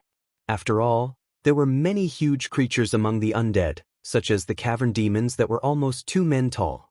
If they were to collide with them head-on, it would definitely result in the deaths of both men and horses. Only with the right amount of sparseness was the best place for the cavalry to display their might. Seeing the gaps in the Doomsday Army's defense line, Mograine and Abendis shouted at the same time, "Good!" Duque had never been a cavalry commander for even a day, but he had long understood the true meaning of military formations after years of leading troops. If the Scarlet Cross could not grasp such a perfect opening, then they would be letting down their reputation as elites. The Dark Dean Gatling, the man who had taken over the Barra family's fortress and turned Caer Darrow into the base of the Cursed Gods cult, the man who turned Scalomance into a true academy, screamed in pain, "No!" In the absence of Kel, Thuzad, he and Ras Frostwhisper were competitors. Lys represented the Scourge, but he was more inclined towards Kel, Thuzad's direct line of descent. Just now, when Rhys couldn't take down the Beastmen, he was happy to watch the show, but now it was his turn to suffer. He didn't dare to imagine what would happen if he were to squander the army right after Arthas, the King of Death, handed it over to him. How would Arthas deal with him later? In the heart of Lich King Nuzul, Arthas' position was much higher than that of Kel, Thuzad, the dark wizard with a damaged soul. What's more, Kel, Thuzad had been killed by Arthas and hadn't been resurrected yet. Gatling could see that Duque was the key to the entire human army. As long as he killed Duque, he was 70% sure that he could take a breather and then swallow this human army. He couldn't watch any longer, so he made a decisive move. 7 continuous, incomparably gorgeous flashes allowed him to cross over a distance of more than a kilometer, and in an instant he reached Duque's side. Not good. The layman watched the show, while the experts saw the artistry. Duque's sea of fireballs looked incomparably gorgeous, and he could almost single-handedly deal with half of the Scourge army. In the eyes of experts, Duque was actually a scumbag with a little bit of cleverness. Because Duque only used low-level Flame Blast. Even Antonidas, who was watching this scene through the magician's eye, was fooled by Duque's seemingly gorgeous but actually weak methods. The veteran Breaking Dawn wizard subconsciously thought that Duque had been seriously injured while rushing back from the void. In fact, this was indeed the case. However, no one would have thought that Duque had used Elusia's magic circuit to resurrect with full energy. At this moment, Duque looked like he had the power of a peak morning star. The name of the best actor Duque was not just for show. Die. Gatling flashed over, and the first thing he did was sacrifice. He didn't even notice the trace of mockery at the corner of Duque's mouth. Mirror image of truth activated. The only thing Gatling's demonic flames burned was the poor horse. In the next moment, the light of flash lit up behind Gatling. Not good. I've been tricked. The elemental undulations that suddenly erupted from Duque didn't seem like that of a weak morning star wizard. This was clearly a radiant moon who was at the same level as Gatling. And not just any ordinary radiant moon, but one that was about to step into Breaking Dawn, a half-step Breaking Dawn wizard. Gatling's intestines turned green with regret. Why had he courted death? He'd actually been so hot-headed as to personally deal with someone else's trump card. Those who could charge alone were either idiots who only had courage left in their minds, or people with shocking strength. Evidently, the other party was the latter. Without any hesitation, Gatling flashed as well. Who knew that a scene that scared Gatling out of his wits would appear? A radiant moon wizard could flash more than 100 meters away. Gatling could jump more than 200 meters with his full strength. With a radius of 200 meters, this was an extremely large range. He never expected that at the spot he'd set up, the same radiance of flash would light up almost at the same time. That's right. Duque's vengeful spirit had caught up. This is impossible. Gatling cried out in alarm. It was impossible for other mages to do so. Sensing such minute magical undulations from a warlock who was a wizard and used the power of darkness in the canopy of necromancy that was filled with the aura of death? This is impossible. As if to confirm his thoughts, Gatling once again activated flash, and then let out another cry of despair. The combination of Duque and the system Elf made the impossible possible. In Duque's retina, coupled with the holographic image in his mind that had been scanned and marked by the system, Duque could clearly see every magical undulation that belonged to Dean Gatling in the surrounding space. This final boss of Scholomance, one of Kel Thazad's left and right arms, was just a dancing clown in the palm of Duque's eyes. Die! Bigby threw out a series of demonic punches.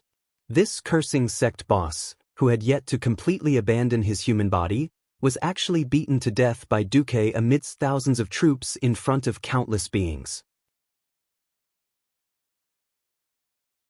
Chapter 736. Who asked you to play with curses and sneak attacks? Suddenly, with a Bigby's flying slap, Ganding's chest collapsed. Who asked you to be a dog of the dead instead of a living person? With another Bigby's Vajra fist, Ganding's face was crooked. Who asked you to occupy my woman's home and play disco dance on her grave? With another Bigby's shattering palm, Ganding's tortoise head was directly smashed into his chest. As the saying went, only Pharaoh understood Pharaoh the best. The sorcerer who had turned into a sorcerer had as many control skills as the stars in the sky. Flash, icicle, ring of ice, sheep transformation, fear. However, when Duque attacked so quickly that Ganding couldn't use any control skills, the fastest way to break his mage shield was not elemental attacks, but the most violent physical damage. The most ruthless part of the Bigby's Pig Hand series, oh no, the Magic Fist series, was that it turned elemental damage into physical damage. This directly killed Ganding, who had set his mage shield to anti-elemental damage early on. If Ganding knew that the person in front of him was Duque, the most active hero of the Alliance in the Battle of the Dark Portal more than 10 years ago, he would never have rashly come to kill him. However, Duque had been missing for 10 years. How many people would pay attention to a former hero who had been missing for 10 years and had been determined to be a dead man in battle? Even Kel Thazad had only casually mentioned Duque's name. This time, Ganding's death was not unjust. Accompanied by Ganding's vague scream, the chain of command of the Northern and Eastern Legion of the Scourge Army surrounding the Dalajan broke. No matter what era, in any form of army, killing a commander was a very taboo thing. The Scourge Army was terrifying, and the low-level undead were not afraid of death, but they also lacked wisdom and needed a commander. As the middle-level commander of the Scourge Army, the Lich and the Death Knight did not appear out of thin air. It was not like finding a farmer and killing him could turn him into a lich. It wasn't like finding a soldier and using dark magic to transform him into a Death Knight. The strength of an Undying was directly proportional to the strength of his soul when he was alive. The current Scourge Army was not the same as the one that had wiped out the Dalajan and Kuel Salis. At that time, the Scourge Army was truly terrifying. There were countless liches and Death Knights that turned into mages. Due to the fact that they did not completely devour the Rotterdam city, many of the elites of the Rotterdam kingdom took the opportunity to escape by boat. Other than the Arachne army, Arthas' Scourge army was lacking in many parts. Even the commander could only be transferred from Kel Thuzad's cursing sect. Dark Dean Gardine was killed by Duque, and there was suddenly a lack of a big shot who could really unify the opinions of the Liches. The Doomsday army was obviously in chaos. They had lost Gadon and could not contact Arthas. At this moment, Arthas was surrounded by a few Horde heroes. Some led the Undying under their command to continue attacking, some wanted to change the main direction of the army and counterattack the Scarlet Cross army, and some chose to retreat into Lake Lordamere after not receiving any new orders. One could imagine the chaos of the Scourge army. From the dead Dark Dean Gardine, Duque took the Dean's staff, which was known as one of the 7 weapons of the past. It was a staff with a goat-horned demon skull at the top, and a few layers of bone spikes at the top and tail of the staff. It was quite an evil-looking staff. The biggest feature of this staff was enlightenment. After the effect was activated, it could increase the intelligence of all allies within the range of the halo. Its significance was that it could allow magic apprentices to safely use the temporarily increased intelligence to experience higher-level magic when their own intelligence was not up to the standard. If Duque wanted to recruit disciples in the future, the Dean's staff was indeed a good thing. Of course, the skull was too much of an eyesore. Well, it was just like when I played games with Duque, a certain bastard warrior named Recruit would go around using the Dean's staff to increase the intelligence of other mages. Duque usually did not have a use for this staff. That little bit of intelligence was nothing to Duque. After throwing the Dean's staff into the storage pouch given to him by Elugia, Duque stood with his hands behind his back. In less than a minute, the Scarlet Cross army's cavalry had already rushed past him. Like the legendary miracle of a sword splitting the sea, the blood-red torrent rushed to Duque's side and consciously parted to the left and right. Long live Lord Marcus! We salute you, the great hero of the Alliance. As they rushed past, some knights did not forget to greet Duque. Duque had never been a knight, let alone a holy knight. But now, many knights in the army had grown up listening to the deified deeds of Duque. Many people had wondered if there really was such a powerful pharaoh who could change the situation of a battle by himself. Today, with their own eyes, they witnessed the return of this legendary figure who was like a myth. They only had one thought in their minds: his reputation was well-deserved. As a mage, he led the charge. 1 man and 1 horse, yet an army of 10,000 could not stop him. He seemed weak, yet he took the head of the enemy's general as easily as taking something out of his pocket. Fortunately, Duque did not single-mindedly continue to kill. Otherwise, the 80,000 elite soldiers would have come to do nothing, and the Scarlet Cross army would have lost all face. Kill! Smash these broken bones. After Duque used the last of his magic power to shoot down the few gargoyles in the sky, the blood-red tide easily divided, destroyed, and crushed the scattered undead army.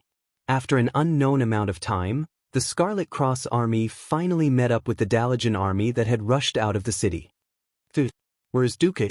Riding on a spotless white horse, using the ice element to repel all impurities, Antonida's appearance was getting more and more flashy. Escorted by a group of high-ranked mages and knights, Antonidas eagerly rushed to see Duque. On a small hill, Duque welcomed Antonidas with a Bendis on his left and Mograine on his right. Oh my god! Am I really seeing a ghost? Duque, you're actually still alive. Duque was a little embarrassed. The next second, Antonida's words made Duque a little unhappy. If the one who came to warn us wasn't Medivh, that guy who might have been blinded by the devil, but you, the Dalajan, wouldn't have suffered such heavy losses. Sigh, why didn't you come back earlier? This was not a joke, but a real complaint. Chapter 737. Why did people often say that he was senile? When people got older, their bodily functions would decline. Many times, they would have a different way of dealing with things than when they were young. Before Duque traveled to this world, there was a psychological study. If a person did not try something that he thought was terrible before the age of 30, there was a 90% chance that he would not try it again after the age of 30. For example, bungee jumping. The Antonidas who appeared in front of Duque looked even older. Wrinkles crawled up every corner of his face. Although his eyes were still lively, the twinkle in his eyes told everyone that he was suspicious. You people from Lordaeron are only here now. Are you waiting for the Dalajan to kneel before you come to reap the rewards? You, Duque, did not come earlier or later. Arthas killed his father here, and you're already here? Seeing Antonida's gaze, Duque's heart skipped a beat. There were not many decades in one's life. 10 years might pass in a flash in the eyes of young people, but in the eyes of old people, it was extremely long. On the way here, it was not that Duque did not hear from Elugia about the filthy affairs of Lordaeron. In the past 10 years, the kingdom of Lordaeron had annexed the old territory of Alterac in order to expand their territory. In order to support his son, Tyrrhena stripped Uther of his title indiscriminately because Uther opposed Arthas' slaughter of the orphanage. The Dalajan had begun to play closed door, refusing to export mages to other countries. King Garin of Stormguard was acting recklessly. Gilnis had closed the country. 10 years of open and secret strife was enough to wear away the camaraderie that had accumulated in the alliance against the Horde. The only fortunate thing was that the reconstruction and development of the kingdom of Stormwind and Cosmodan in the southern continent was quite good. At least the military framework of the alliance had been preserved. In the face of Antonida's rebuke, Duke was neither humble nor pushy. Karazhan is surrounded by countless spatial rifts in the void. It was not easy for me to find a gap, and I just rushed back. Mograine quickly tried to smooth things over. Lord Antonidas, now is not the time to blame anyone. We can slowly figure out who is at fault for this disaster later. Don't you think that the first thing we need to deal with is the King of the Dead who claims to want to turn the entire continent into Lordaeron's territory? Both Duque and Antonida's eyelids twitched. This wasn't the nearly immortal life of the elves, but the taboo of the walking of the dead. Let a group of ghost-like monsters kill all the living and rule the world? Other than those cursing sect cultists who had lost their minds for immortality, who else would do such a thing? In the face of the larger conflict of life and death, the dirty matters between countries could only be regarded as small conflicts. Like pebbles on the roadside, they could only be thrown aside. Antonidas narrowed his eyes, wrinkles appearing at the corners of his eyes. He pursed his lips. Are we going to join forces with those green-skinned monsters? Apart from the pitiful youths who hadn't experienced the first or second battle of the Dark Portal, no one in the Alliance would have a good impression of the Beastmen. Cooperate? If we can't defeat Arthas, that scum who killed his own father, then I will consider it. Antonidas was about to say something, but Duque's next words made him lose his temper. At least the Beastmen are living people, aren't they? Do you want to see the Beastmen get killed by the Scourge and turn into stronger zombies to attack the Dalajan? Everyone smiled bitterly. The undead calamity hadn't been around for long. As the frontline commanders, they had figured out the pattern. Those who were strong in life would be strong after death. If the zombies that the civilians turned into after death were trash, then the Beastmen zombies had at least 50 combat power. If Arthas slaughtered all the Beastmen now, it would be bad. The leaders of the Alliance looked at each other and immediately came to a consensus. Just as the bugler was about to blow the horn, Duque said, "After that, use this horn and blow this." Duque magically took out a giant horn that was obviously Beastman style. Woo woo woo. At first, the Alliance had no problem with it. However, the Alliance immediately realized that something was wrong. This seemed to be the Beastman's horn. Everyone looked at the bugler on the hill who was blowing the giant Beastman horn. They really didn't know what the Alliance leaders were doing. Stop looking. The commander of this battle is Duke Marcus. Do you think you can understand Lord Marcus's plan? The middle-level commanders scolded the soldiers below. On the central battlefield, a few kilometers away, the 4 Horde heroes were engaged in a fierce battle with Arthas. Thrall, Rexer, Grom, and Orgrim. These 4 Horde heroes were definitely fierce people who could fight against 1,000 men. The 4 of them ganged up on Arthas. They thought that they could take him down no matter what. The Death Knights first appeared in the Horde. As a monster created by Gul'dan, Orgrim was still a little wary. He knew about the skills of the Death Knights. However, as the most powerful Death Knight under the command of Lich King Nizul, Arthas with Frostmourne was far more powerful than Orgrim had imagined. Corpse manipulation made the surrounding Beastman warriors attack the 4 Horde heroes instead. Evil Aura increased the movement speed and attack speed of nearby undead allies. The most disgusting was Death Coil. Many times, Arthas' armor had already been smashed, and even his body had been injured. With an extreme Death Coil, a besieging Beastman would immediately fall. At first, Orgrim thought that these were just spells. He even had a few newly trained shamans try to interrupt Arthas with all kinds of shock. Later, he sadly found out that it was a suicide mission. On the battlefield full of corpses and the living, Arthas was simply invincible. Of course, the most terrifying thing was the Frostmourne that emitted a strange and terrifying aura. Orgrim saw with his own eyes that a shaman who was killed by this magic sword turned into a zombie. Even his soul was sucked into this evil rune magic sword, unable to reincarnate. At first, Orgrim and Grom could suppress Arthas with their superb martial arts. Who knew that this former prince of Lordaeron was also a true martial arts genius? After a dozen rounds, they were evenly matched with Orgrim and Grom. After 50 rounds, if it wasn't for Thrall's sudden attacks and Rexor's occasional battle pets to block Arthas' killer moves, at least one of Grom or Orgrim would have been defeated. This can't go on. Just when the 4 Horde heroes were in a difficult situation, they suddenly heard a strange horn sound that belonged to the Horde. Chapter 738. The Horn of the Horde was very special. Of course, ordinary humans wouldn't be able to remember the cadence and rise and fall of the horn. Duque had never been an ordinary person. As long as they systematically intercepted the name of the Horde and compared it with the actions of the Horde, it would be easy to analyze it. After all, the grammar of the Orc language wasn't too different from the grammar of the common language. Generally speaking, it was still a subject, predicate, object structure. Once they understood this, they would understand. The horn that came from the Human Alliance translated into Orc language. We will attack the enemy from the north, please cooperate. No, this isn't our horn. Orgrim was the first to realize. Whose? Before Thrall could ask, a trumpeter nearby already asked, which tribe are you from? The other side was silent for a few seconds before the sound of a bugle horn was heard. Then, Orgrim's side was silent for a few seconds. For a moment, Orgrim almost wanted to turn around and run at all costs. Wasn't this a trap? Thrall was stunned for a moment and almost got hit by Arthas. He rolled on the ground awkwardly to avoid Frostmourne's horizontal slash. It wasn't just the 4 Horde heroes, the entire Orc army was in an uproar. It was a note that hadn't been played by a trumpeter for more than 10 years. This note only meant one thing. It was a name that was almost forgotten. No old Orc wanted to mention it, but they had to remember it, Duke Marcus. The general meaning of the horn was, I'm Duque. Do you need help? If not, I'll leave.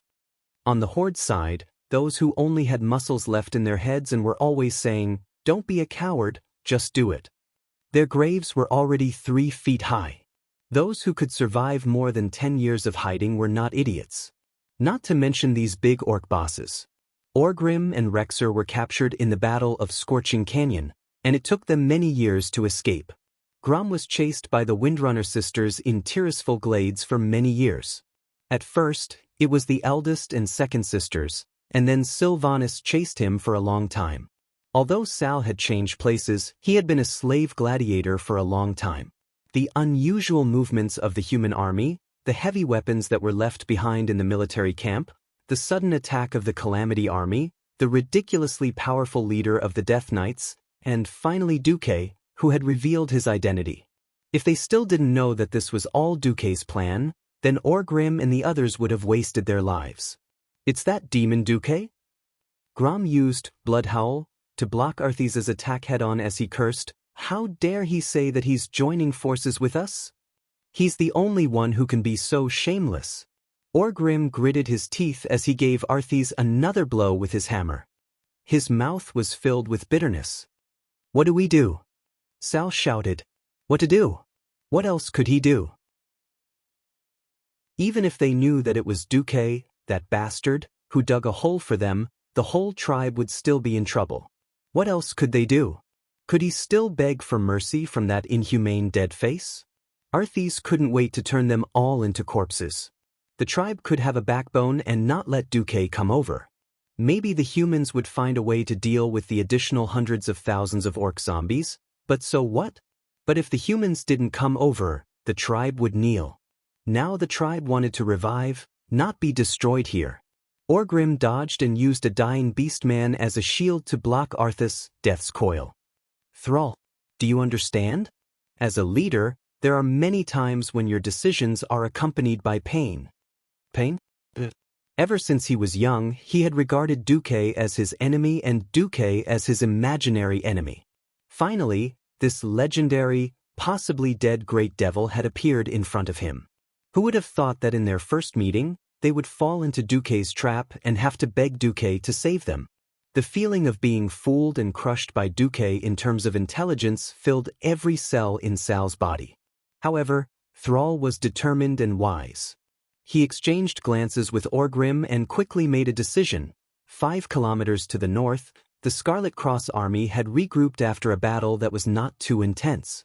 Although they weren't completely unscathed, it was definitely a rare victory. More than 200,000 zombies, tens of thousands of ghouls, and thousands of cave demons and gargoyles had been destroyed.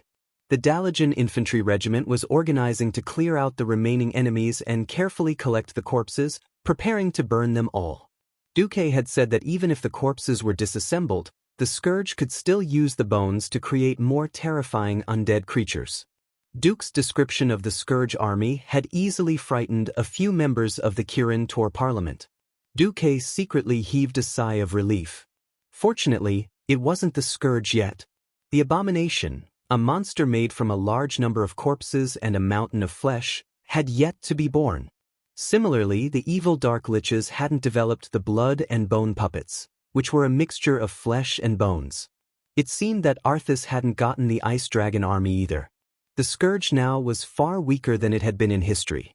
Well, it should be the same for Arthas. The original Arthas had experienced the massacre of the holy city of Stratholme, and the mental blow he had suffered was far greater than the burning of an orphanage. After all, it was a competition between him and the Dreadlord to see who could burn the infected residents faster but hadn't completely turned into zombies. The torture of conscience like a death match was definitely much greater than burning a group of orphans. It was true that he was now the most powerful Death Knight, but the human nature left in his soul made his dark powers far weaker than he had been at the same time in history. This was what Deity could make use of.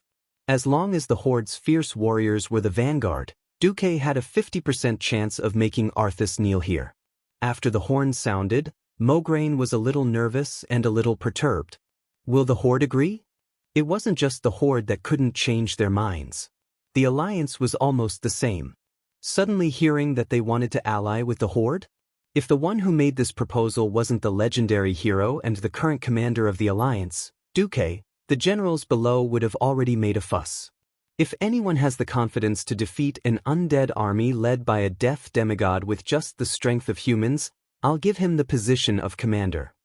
Deity's one sentence suppressed everyone's different opinions. At this moment, Deity's lips curled into a confident smile. The Horde will agree. Chapter 739. As soon as Deity finished speaking, a clear and sunny voice interrupted. If that's the case, count me in for the surprise attack later. Deity was dumbfounded. Your Highness Kael'thas? It was the handsome high elf Prince Kael'thas Sunstrider. If he had not come, Deity would have almost forgotten that ever since he led the army to surround Kuel Salis and failed, Prince Kael'thas, whose reputation had plummeted, was once again sent to the Dalajan by his father and the Silvermoon Council to further his studies. Yes, it was indeed to study exile. Sometimes, Deity could not help but wonder if he was too dazzling and had instead caused trouble for Kael'thas. However, who could be blamed for that battle back then? If Kael'thas had really been possessed by the god of war and defeated the Horde, then Deity would not have been able to retreat thousands of soldiers with one flag. Looking at Kale, that's sincere face, Duke suddenly had the urge to help this bitter prince no matter what in the future if he had the chance. Arthas, who has Frostmourne, is likely to have demigod-level strength even though he has not fully unleashed it yet. As Duque said this, the smile on Kale's face became gentler. If you're not afraid, what should I be afraid of? Your Highness, you. It was very rare for Duque to see something called courage on Kale's face. We all have the same life. I don't think I'm any different from you. As a Kirin Tor counselor, there's nothing wrong with risking my life to protect the city I work for, right? No. Kaizi, you've heard of me. We're really different. I can run back to the corpse and resurrect. Since 15 years ago, you've bravely defended this world time and time again. 15 years have passed, but I've accomplished nothing. I'm beginning to realize that it's my inner cowardice that's restricting my progress. No. Kaizi, when you realize that death will only lose your moral integrity, you won't be afraid of death. Today, I think I should take this step. Alright, take a step. Don't blame me if you pull your balls. Duque no longer had any anger towards Kale, who had transformed into Xuanzang's chanting state. At this moment, a series of high-pitched and low-pitched bugles came from the distant battlefield.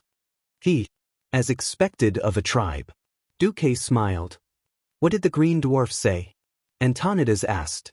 Duque pursed his lips and translated, we can work together this time. After that, we'll still be enemies. Several big shots of the alliance snorted coldly. Their faces were filled with a strange expression that said, Beastmen are so unreasonable. Duque didn't dare to speak. At the end of the day, he was the one who had dug the pit for the orcs to jump into. Although the Alliance and the Horde had been enemies for generations, the orcs had indeed reached their limit as they wanted to cooperate with each other. Duque was also worried. He had been given such a bad hand as soon as he returned. If he had the elites of the Watchtower, would he still need to make use of the orcs? First, the orcs were overturned, and then Arthas' Doomsday army was flattened. The most troublesome thing was that the best holy knights weren't by his side. What could Duque do? We can act later, Antonidas said in a low voice. Duque glanced at the Breaking Dawn mage and sighed in his heart. Old man Antonidas is old, stubborn, and corrupted.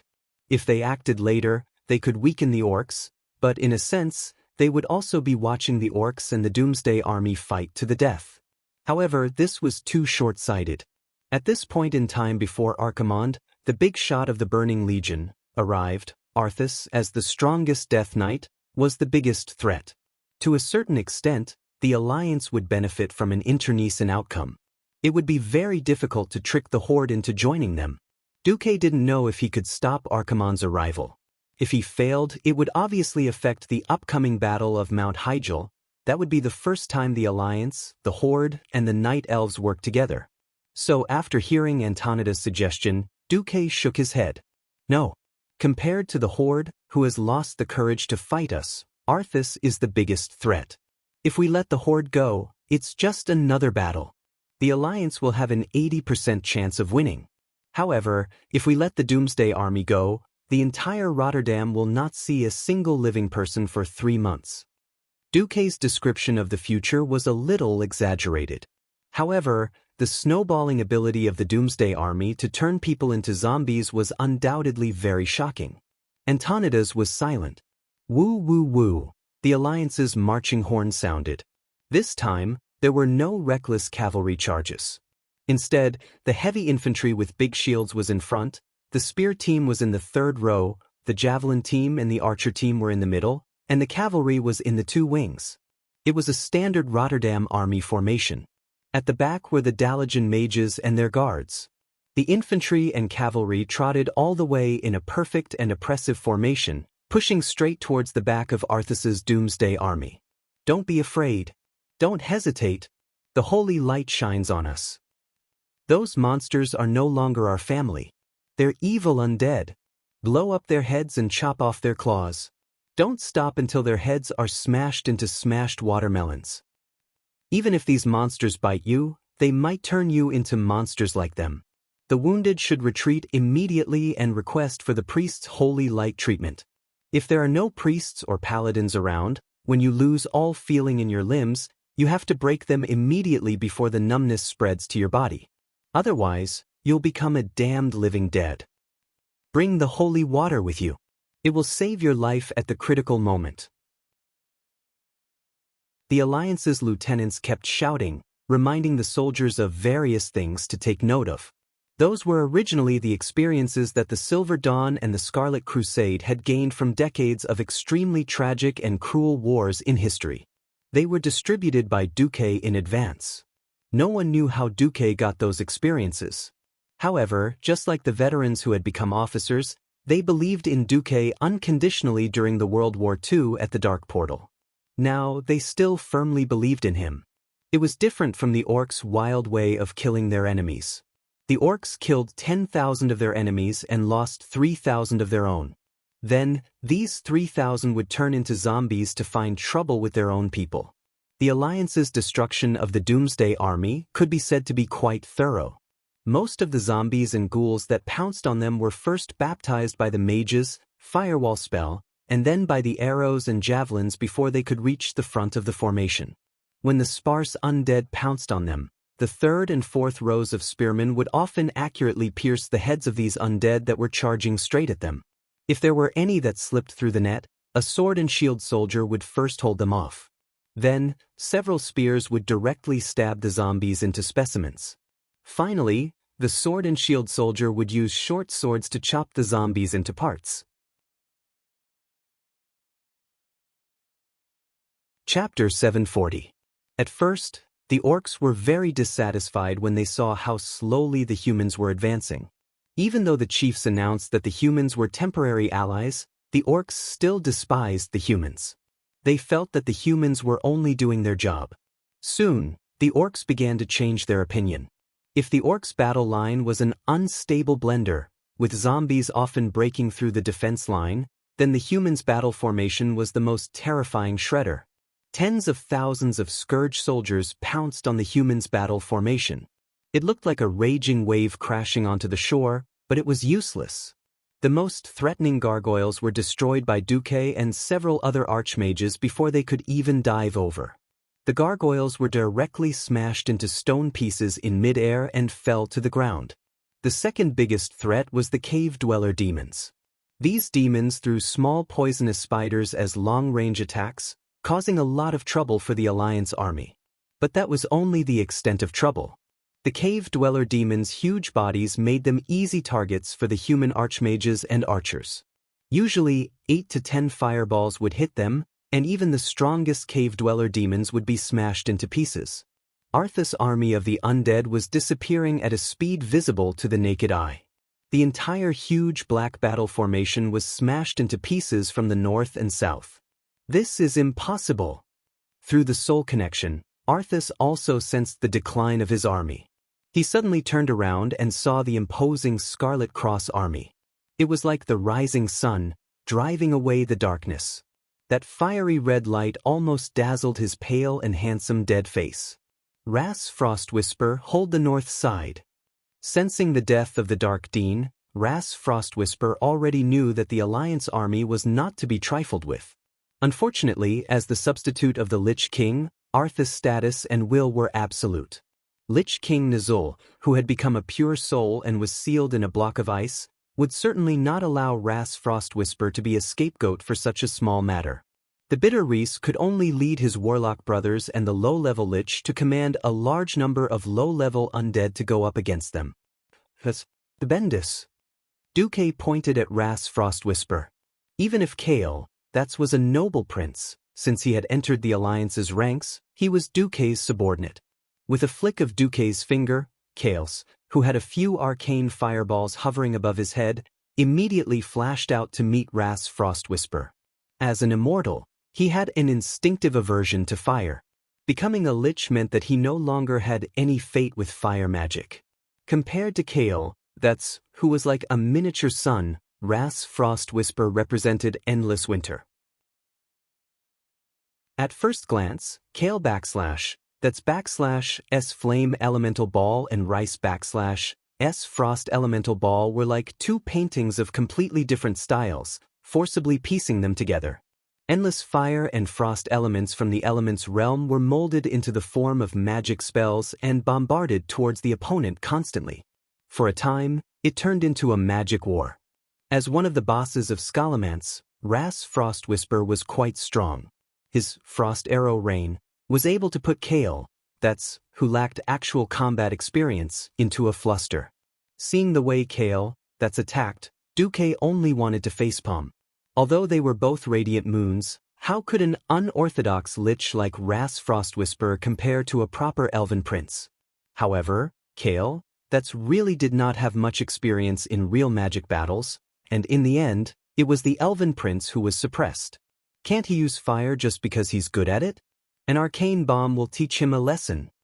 Duque muttered softly. Who knew that Kale, pair of elven long ears, would listen to Duque's side? The rich guy was actually enlightened. The former Earl of Reese raised his fleshless skeletal hands. Just as he was about to use a hand gesture to launch a new spell, an unexpected scene happened. It was a large fireball that exploded about 5 meters in front of him. Unexpectedly, after being offset by his frost arrow, the fireball exploded. Suddenly, a purplish-blue light flashed in the middle of the fireball, and an arcane bomb that contained an enormous amount of magic power suddenly accelerated. Then, it shot from lightning to less than 2 meters in front of Ras and exploded before it could touch his magic shield. A violent arcane impact surged over, and the lich was caught off guard. He withstood the damage of the arcane spell, but he was unable to offset the terrifying shockwave that exploded in all directions. The bitter Ras only saw a flash of purplish-blue arcane spell. The shockwave of the explosion first pressed a hemispherical depression into the translucent ice shield that covered his body. Then, his entire body was sent flying. Liches never lacked calm. However, the turbulence of the arcane explosion also interfered with his flash spell. As a result, he was smashed into the ground like a cannonball. The huge impact blasted a large crater in the battlefield full of flesh and bones. The surroundings were full of exploding flesh and blood, broken limbs and fragments scattered on the ground like the pitter-patter of rain. Ras was in a sorry state in this explosion. His gorgeous purplish-red mage robe was blown into rags, and even the bones of his fingers that withstood the impact showed signs of breaking. Before he could climb out of the deep pit, a huge golden shadow suddenly flashed out of the pit in front of him. The golden light, the white gold warhorse, and the holy power that was full of awe-inspiring righteousness. 1 man and 1 horse. But it had the terrifying momentum of thousands of soldiers and horses charging at the same time.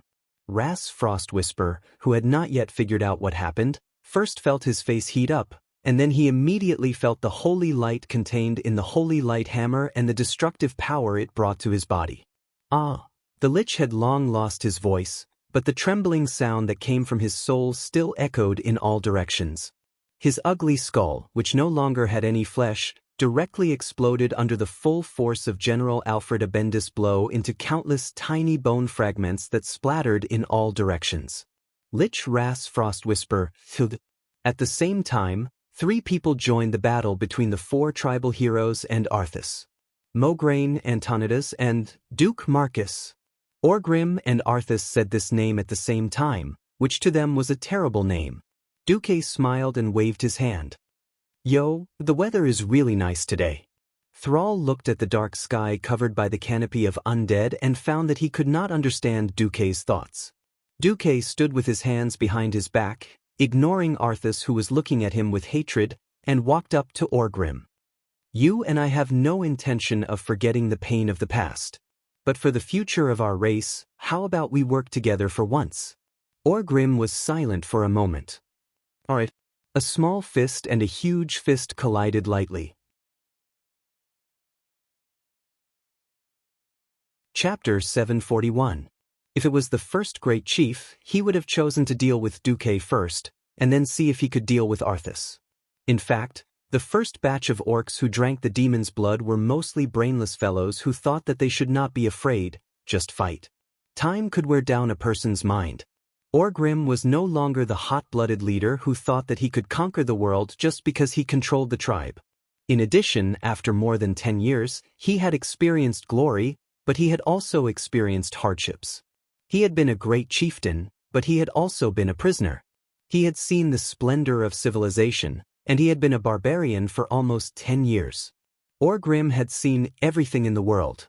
When the demon's blood gradually faded, the orcs were still brave, but they were no longer violent.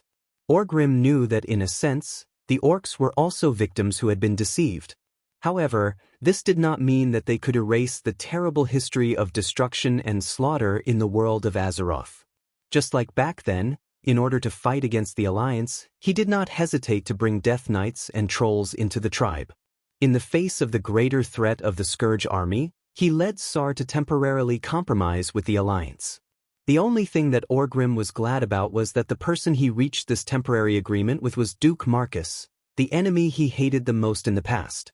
The person he hated the most was also the person he understood the most. It wasn't an exaggeration to say that as long as the Alliance had a new general, Orgrim would definitely force Sar to retreat even if he had to sacrifice his life. But Orgrim did not know if Duque was still the same Duque from back then. If Duque was still the sensible Duque from back then, the tribe would not have suffered a loss this time. Of course, from the actions of first kicking the tribe into a pit and then rescuing them. Although he was unhappy that Duque was definitely the real Duque and not someone in disguise, on the other side, Arthas was shocked and angry when he first saw Duque. This was because Duque had repeatedly ruined his plans, or rather, the mission given to him by the Lich King. The destruction of 500,000 Undyings was a significant loss to the Scourge army. As soon as Duque appeared, Arthas was no longer in a hurry to attack. He stood with his sword and displayed Frostmourne, which emitted a cold and terrifying glow in front of everyone. This was Arthas's pride. He was once a prince, and he was now a king. Although he was the king of the kingdom of the dead. Oh Duque, how rare, I thought you were already dead. Arthas's face was filled with contempt and ridicule. Duque showed no mercy. I also thought you were dead. Why are you still talking like a living person? Arthas's expression stiffened. Hoo-hoo. Ha. Perhaps it was because Grom Hellscream had a low sense of humor, but seeing his old rival, Duque, ridiculing his new, more annoying opponent, Grom actually laughed out loud in the midst of the chaotic battlefield. Don't mind me, you guys continue. This time, Arthas's face darkened. You don't understand. Only death is eternal. Duque was disdainful. You're the one who doesn't understand. Didn't you see the Lich King, Nuzul, turn a stray dog on the roadside into a Death Knight like you? Only the most powerful living can become the most powerful dead. Without the creation of life, your so-called kingdom of the dead is nothing. Even though they were enemies before, Thrall felt very satisfied when he heard Duque ridicule Arthas, who had just shouted, "In the name of the Lich King, Nuzul, I grant you all eternity." At first, the tribe didn't understand how these living dead came to be, but when they heard the name of the Lich King, Orgrim and the others were very unhappy. Nuzul was the great chieftain of the third generation, but now he ran to the Burning Legion to become a Boolsh *T Lich King and continuously blaspheme the dead? After abandoning the power of the demons, the tribe had now begun to return to the original path of the shaman, which was to believe in their ancestors and the power of the elements. This practice of making the dead unable to rest in peace was undoubtedly the biggest taboo of the Beastmen. Duque humiliated Arthas by saying that the stray dog on the roadside had become a Death Knight, especially for a young man like Thrall. Although he didn't say it on the surface, he couldn't help but acknowledge Duque a little more. On the other side, when Arthas's face was distorted to the extreme, he was so angry that he actually laughed. Ha, ha. Interesting, this is really interesting. Duque tilted his head. A strange soul. I didn't expect to see such an interesting scene after becoming a Death Knight. The corner of Arthas's mouth curved up. I'm afraid no one would have thought that the legendary great hero Duque, who killed millions of beastmen and led the Alliance to victory in the Battle of the Dark Portal with unparalleled wisdom, would actually have such a vulgar soul. Ha! Even the beastmen next to you are much more noble than you. Arthas was referring to Orgrim and Thrall. In fact, what he said was also nonsense. If Orgrim wasn't noble, Lothar's Quell, the Zalem, wouldn't have collapsed at such a crucial time. Most people would be angry when they were scolded for having a dirty soul. After all, this was an era where the noble spirit of chivalry was prized. Unfortunately, Duque was a transmigrator. He retorted with his hands on his waist, "Hee hee. I'm a pervert and I'm not afraid of anyone. No matter how much I like money, fame, status, and beautiful women, no matter how vulgar my soul is, at least I use my wisdom and strength to protect humans and this world. No matter what, I'm more noble than a bastard like you who killed your father and destroyed your country. Arthas, stop struggling. Obediently dismantle your body and then go to hell to repent." Oomph. The once noble prince let out a cold snort. "When Frostmourne enters your body and subdues your soul, I will be very interested in making you my assistant. Your wisdom can help His Majesty the Lich King better rule this world." Duque facepalmed. "This child is hopeless. All right, for Kalia's sake. After I kill you, I will properly burn your body and let you rest in peace. Sister Kalia is still alive?" Arthas's eyebrows jumped. "After you killed your father, Kalia had to just announce that she was the queen of Lordaeron." Duque took a step forward. Unknowingly, his aura became shocking. Why did he have to argue with Arthas? It was very simple. Only Arthas, whose soul had fallen to the extreme, could truly unleash the power of Frostmourne. On the other hand, Arthas, who had a crack in his soul, would have his strength greatly reduced. First, he used the Horde to deplete the Scourge army, then with the Alliance army, and finally, Kalia was Duque's real trump card. Chapter 742. If possible, Duque didn't want to use such a despicable method. It was a tragedy that Arthas had fallen from a great prince to a death knight, but unfortunately, Duque, who had been blasted into the void, couldn't stop him in time. However, just because he made a mistake once didn't mean he could make a mistake again. Arthas was already dead, walking further and further down the path of evil. If this continued, it was only a matter of time before he became the second Lich King. If they didn't stop Arthas, then the tragedy of history would repeat itself. He thought about the eastern and western plaguelands that occupied 1/3 of the Rotterdam continent in the future. That place was a vast and boundless land of despair that spanned thousands of miles. The earth was corroded, and the plants were withering and mutating. The ground was filled with terrifying undead creatures and infected mutated animals. Duque could still remember the deers that were covered in abscesses wailing in despair, and the squirrels that had turned into hideous monsters. Perhaps it could be said that the mastermind behind the spread of all this was the crazy Kel, Fizad, the Lich King Nizul who was tamed by Kill Jaden. However, without Arthas, the main culprit, carrying the flag, the Scourge army would not be able to do this. In the original history, after the destruction of the Rotterdam city, many resistance organizations emerged in the territory of the Rotterdam Kingdom. In addition to the Silver Hand Knights, which was disbanded by Arthas before he fell, and the most famous Scarlet Crusade and Silver Dawn, there were actually many other organizations. For example, the Northern Army of Lordaeron, which was later led by Marshal Garithus, and the Andorral Garrison Army, Darrowshire Garrison Army, Hearth Valley Garrison Army, and other local armies of Lordaeron. There were also various civil resistance organizations. These organizations had effectively restrained or hindered the advance of the Scourge. However, when King Dylan led his fleet to rescue the people of Lordaeron, he was shocked to discover that the entire land of Lordaeron was filled with undead. It was because most of the rebel groups had been destroyed.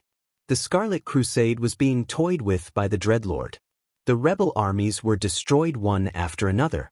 Arthas alone had killed his teacher, Uther, and one of the 5 Silver Sages, Gavin Rad, back in the original timeline.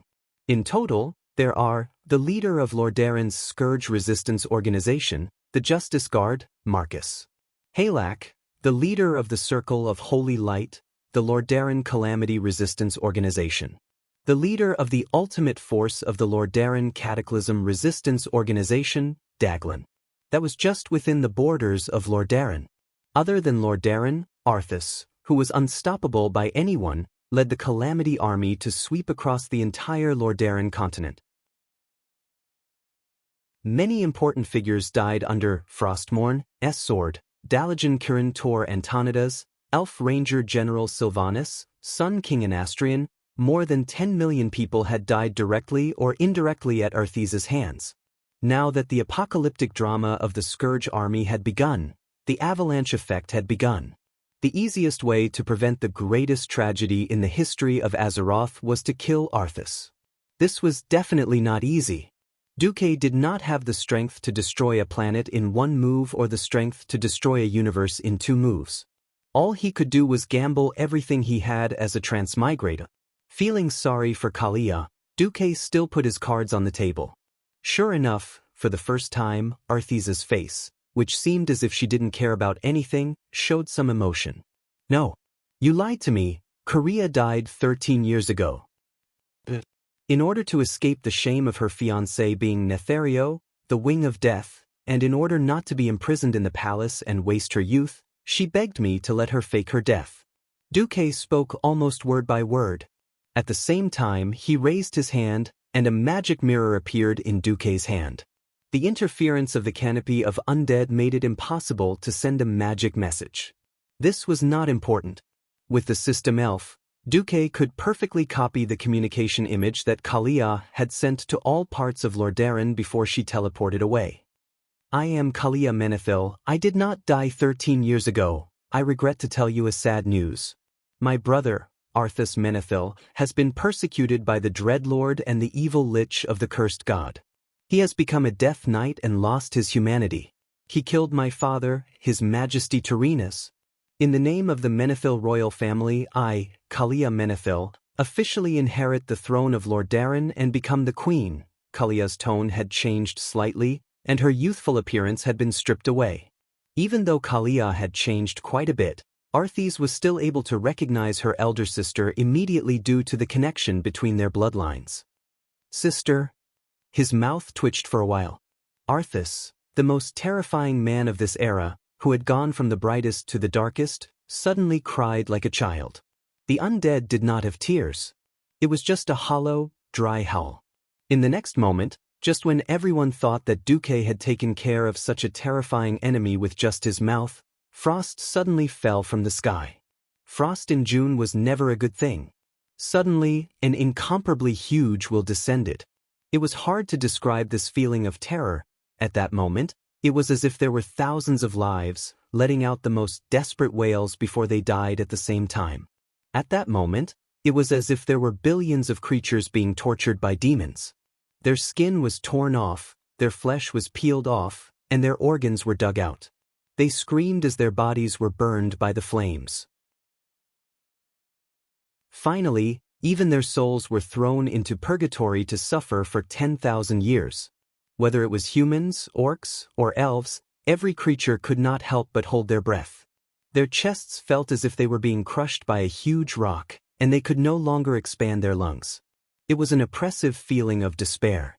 At this moment, everyone finally realized that there was a terrifying existence behind this Death Knight who was getting stronger and stronger. It was watching and directing everything. "Duque."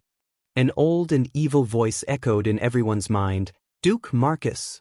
The voice was like thunder, causing everyone's brains to buzz. "Nizul? How have you been recently?" Duque was not affected at all. "I forgot. After you were tortured to death by Kill, Jaden, you have become a toy that can only stay in ice. You have no body." As soon as these words came out, everyone was petrified. "Duque is too powerful. We can't even breathe, and Duque still has the leisure to tease such a terrifying Lich King? How big is Duque's heart? Or how strong is Duque? How can he not have the slightest fear in the face of such an existence?"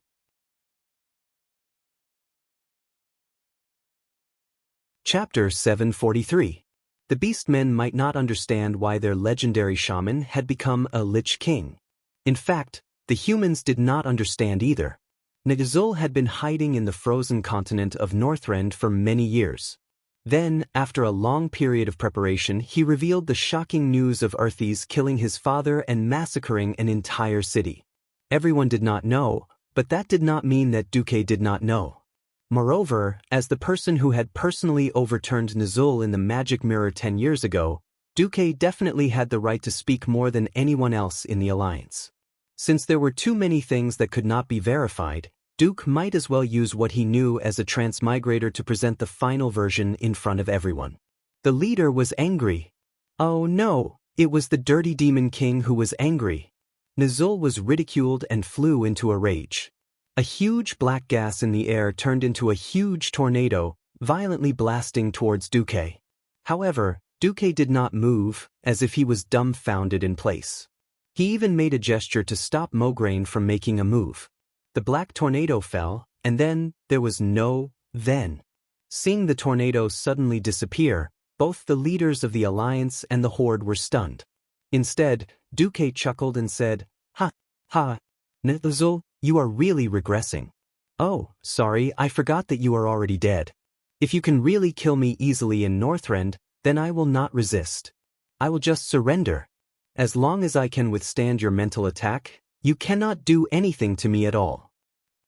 If Nizul still had lungs, they would definitely explode. In the end, you are just a soul being played by Kill Jaden, a mere pawn with experimental significance. So what if you use the scourge to sweep the entire continent? So what if you do as Kill Jaden said and summon that descend to Azeroth?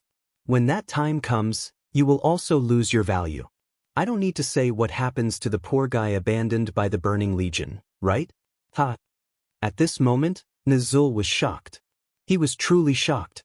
He did not understand how Duque knew about this task that Kill Jaden had personally given him. That's right. Using the undead to destroy the world was just a pretense to scare outsiders. As long as there were enough dragon aspects in this world, humans, a race with low combat power, would not be able to do anything to this world even if they all became immortals.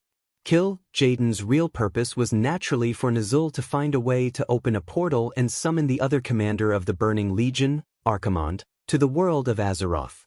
However, Duke revealed the deepest secret in his heart and his greatest fear. Nizul had always been worried about whether he would be abandoned by Kill Jaden after he was no longer of any value to Nizul. Tell me, how could Nizul not be terrified? How could he not be afraid? For a moment, Nizul almost wanted to become a traitor of the Burning Legion and jump from a traitor to a loyal subject. Alas, just as he had that thought, a pair of blazing eyes seemed to open at the end of the distant void, glancing in the direction of Azeroth. Nizul's loyalty to the Burning Legion was immediately maxed out. It seemed. He suddenly shouted in a stern voice, "Insignificant mortals! You don't know the greatness of the great commander, Sir Kill Jaden. You will die, you will definitely die." Duke laughed shamelessly. Then he raised his right index finger and waved it arrogantly. "Ha! Are you threatening me? Nizul, you are not qualified. I can kill you once, and I can kill you a second time. You." Nizul was about to go crazy because of Duque.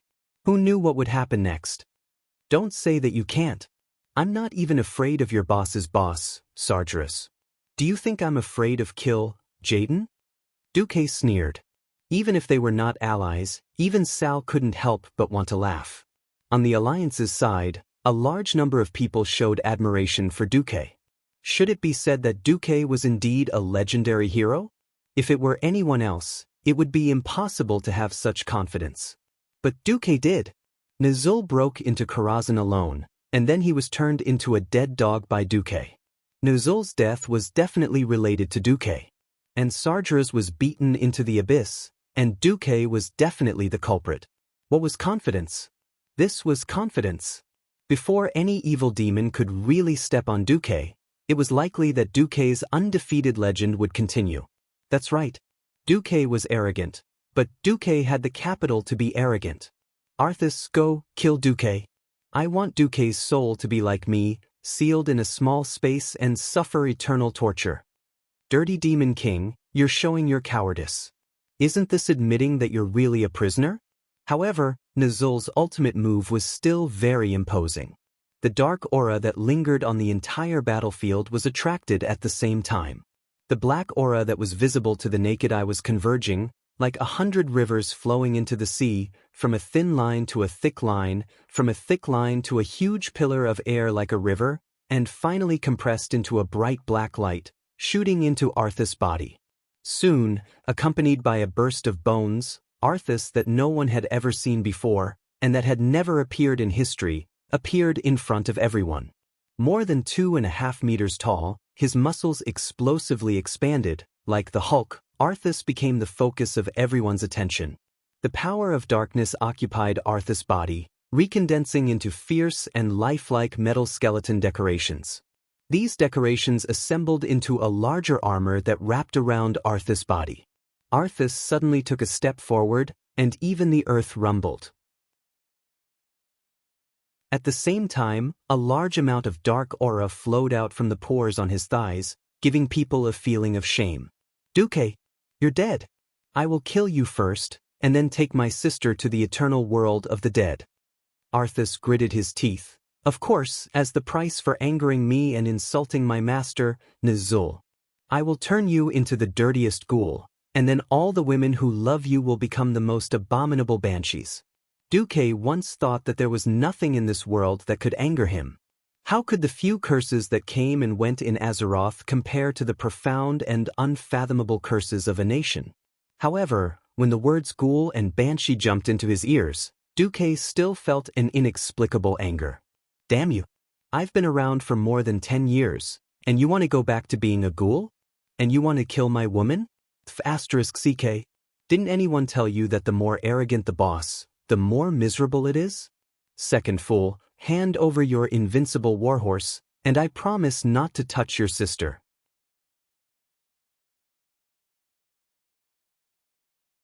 Chapter 744.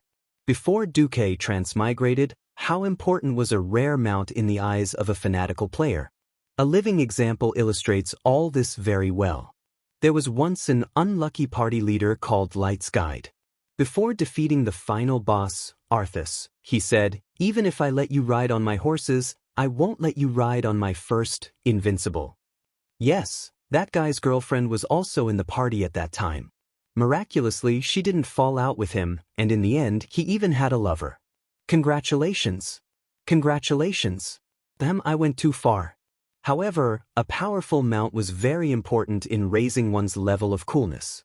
Duque was very unhappy that wizards didn't have their own mounts.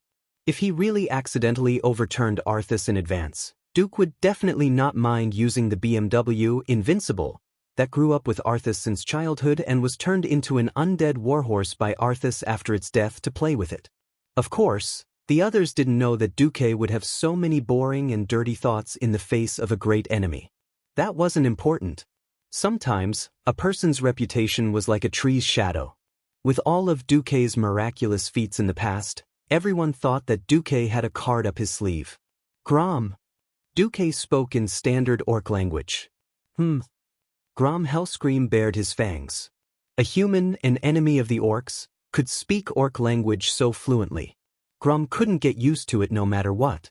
"I heard that the Hellscream family is the best at killing Gorons. What about this mini Goron?" Duque curled his lips and sneered at Arthas. "Goron? He's only an ogre. He's not qualified to be a Goron." Grom exhaled and raised his famous blood howl, striding forward. "Wait!" Thrall wanted to warn Grom, but found that Orgrim had stopped him.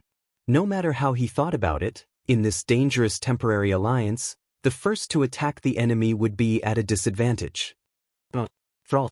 Orgrim spoke in the ancient orc shaman language. Even though it wasn't fluent, Thrall could understand it, and Duque probably didn't.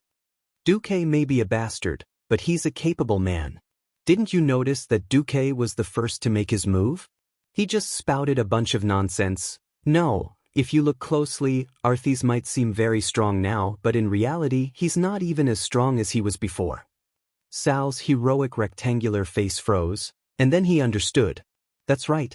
In terms of pure strength alone, Arthas was extremely terrifying. He was already so terrifying that people wouldn't be able to stand steadily in front of him. However, Duque's words had clearly shaken Arthas' will and soul. Orgrim was right, Arthas was even more terrifying. Although Arthas wasn't as powerful as she was now, she still had the potential to grow infinitely. Why were the four of them able to hold on for so long in the face of a monster wielding a super demonic sword? Even if they didn't want to admit it, they had to admit that Arthas was using them as sparring partners. In the beginning, let alone the four Horde heroes, even a few Kiliarchs could hurt Arthas. However, this mysterious Death Knight only used the scarlet halo around his body and sacrificed the servants he summoned to continuously recover his injured body parts and his strength. Following that, Arthas went from being unable to withstand the siege of the four heroes like a sandbag in the beginning, to occasionally defending later, and now to being able to fight back.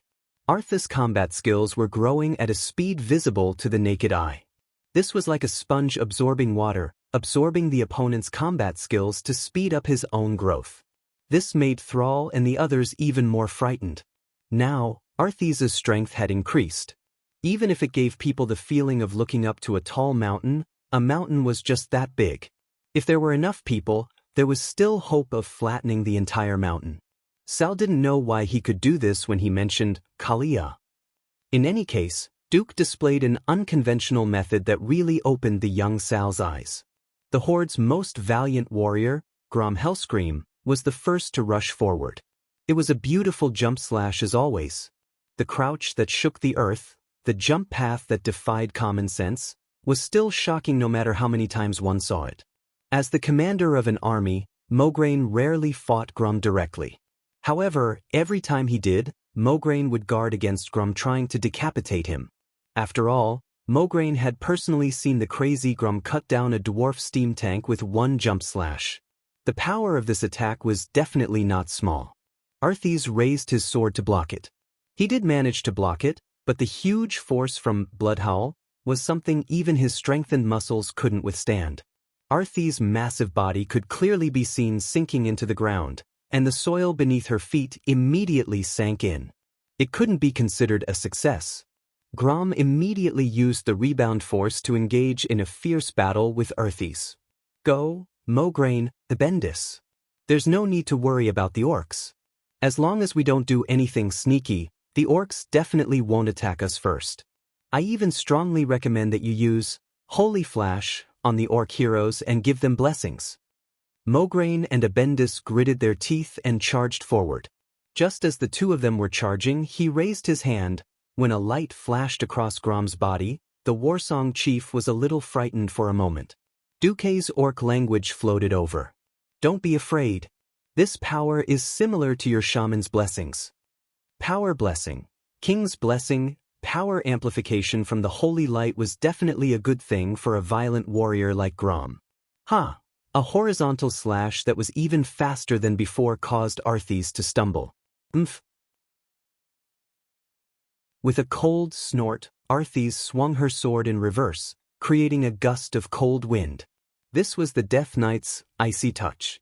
It was this frost plague with a cold aura that caused the four orc heroes a lot of trouble. Grom didn't expect that in the next moment, his body would shine with a golden light. It was Abendis' holy light that helped him dispel the cold. All right. Even if he didn't want to admit it, the human's holy light had indeed helped Grom a lot. At this moment, Rexer and Orgrim looked at each other and charged forward at the same time. In an instant, 5 burly men surrounded Arthas. The main attacker was still the orc hero, while the 2 human paladins mainly used the power of the retribution element and the power of the holy element as support.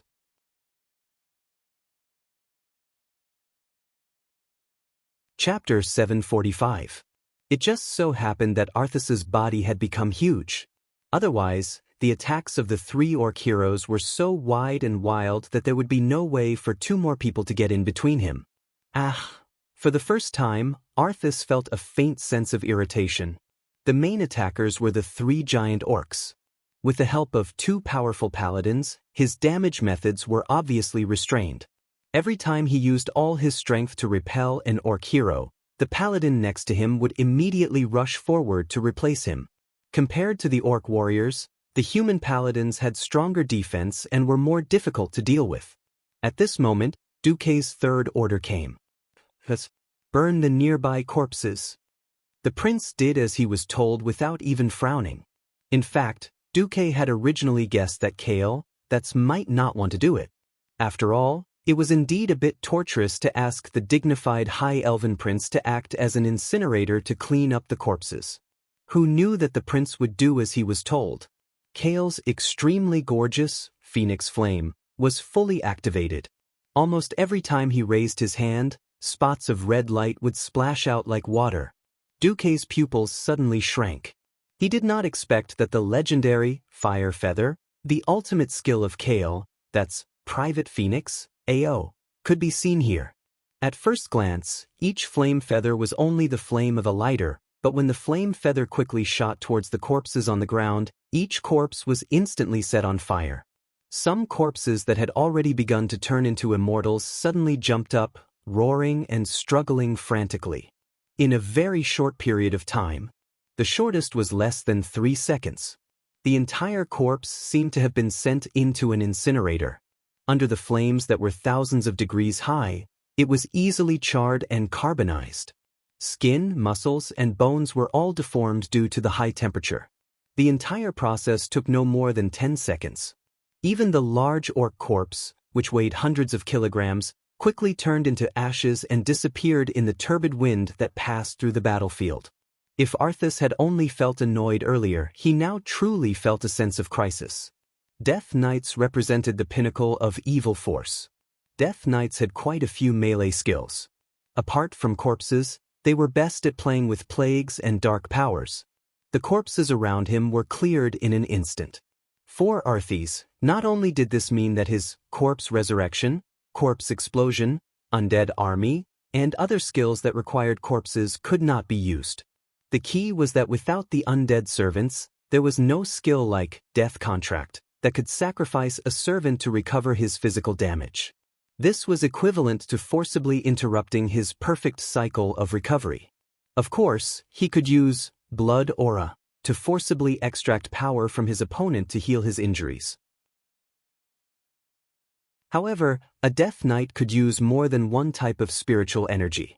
Forcefully limiting the type of spiritual energy he could use would undoubtedly make his ability to respond worse. Impossible! The Death Knight was a very mysterious profession to the entire continent. When the first batch of Death Knights led by Tyrone Gorefiend appeared, countless human warriors were killed before they could figure out what the hell the Death Knights were or what skills they used. The Dalajan mages spent a great deal of effort to barely determine the attack type of the Death Knight. This was a general information that was exchanged with more than 4 digits of casualties.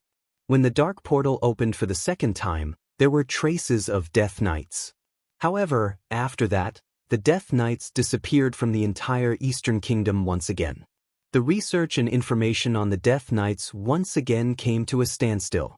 Who would have thought that when Arthas faced Duque, she would actually feel uneasy, as though all of her skills were exposed in broad daylight for others to observe and study.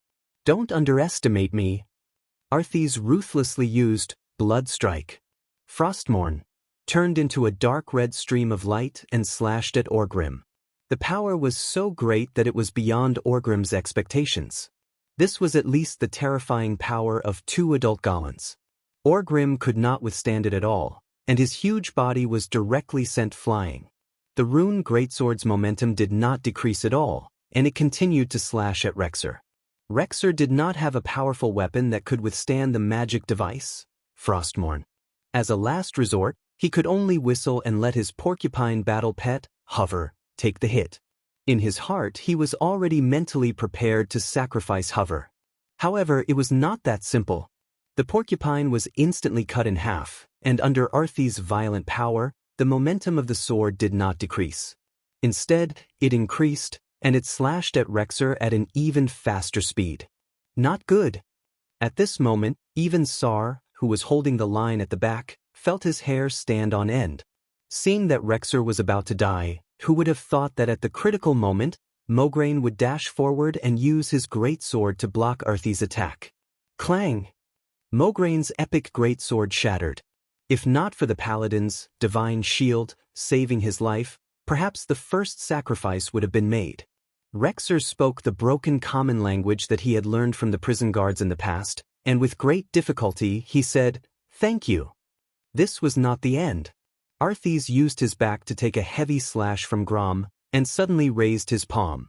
It was one of the Death Knight's signature skills, Death's Grasp. No one would have thought that Arthes's target was actually Kale, who seemed to be extremely safe 80 yards away. Feeling the evil power quickly gathering around him, Kale, face turned green.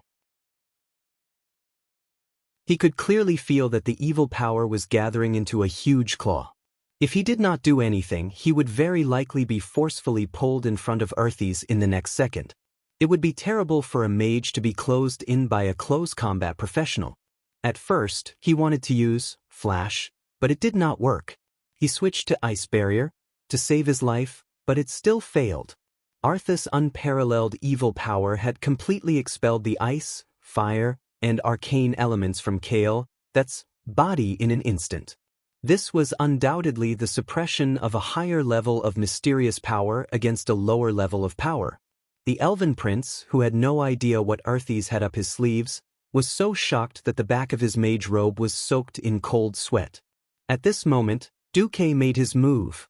Was shocked to find that an Elven Prince that looked exactly like him had appeared in front of him.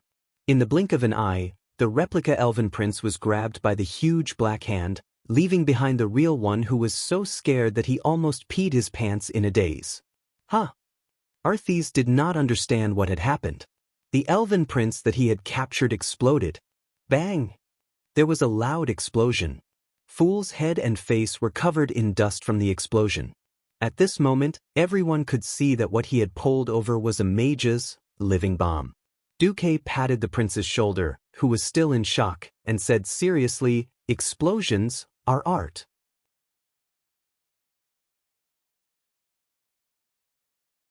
Chapter 746. Duque's spell did not deal much damage, not even as much as a swing from Grom's axe. What a slap in the face! Arthas had plotted and finally found a chance to kill off one of the enemy mages. Not only was he stopped, he even pulled a bomb over?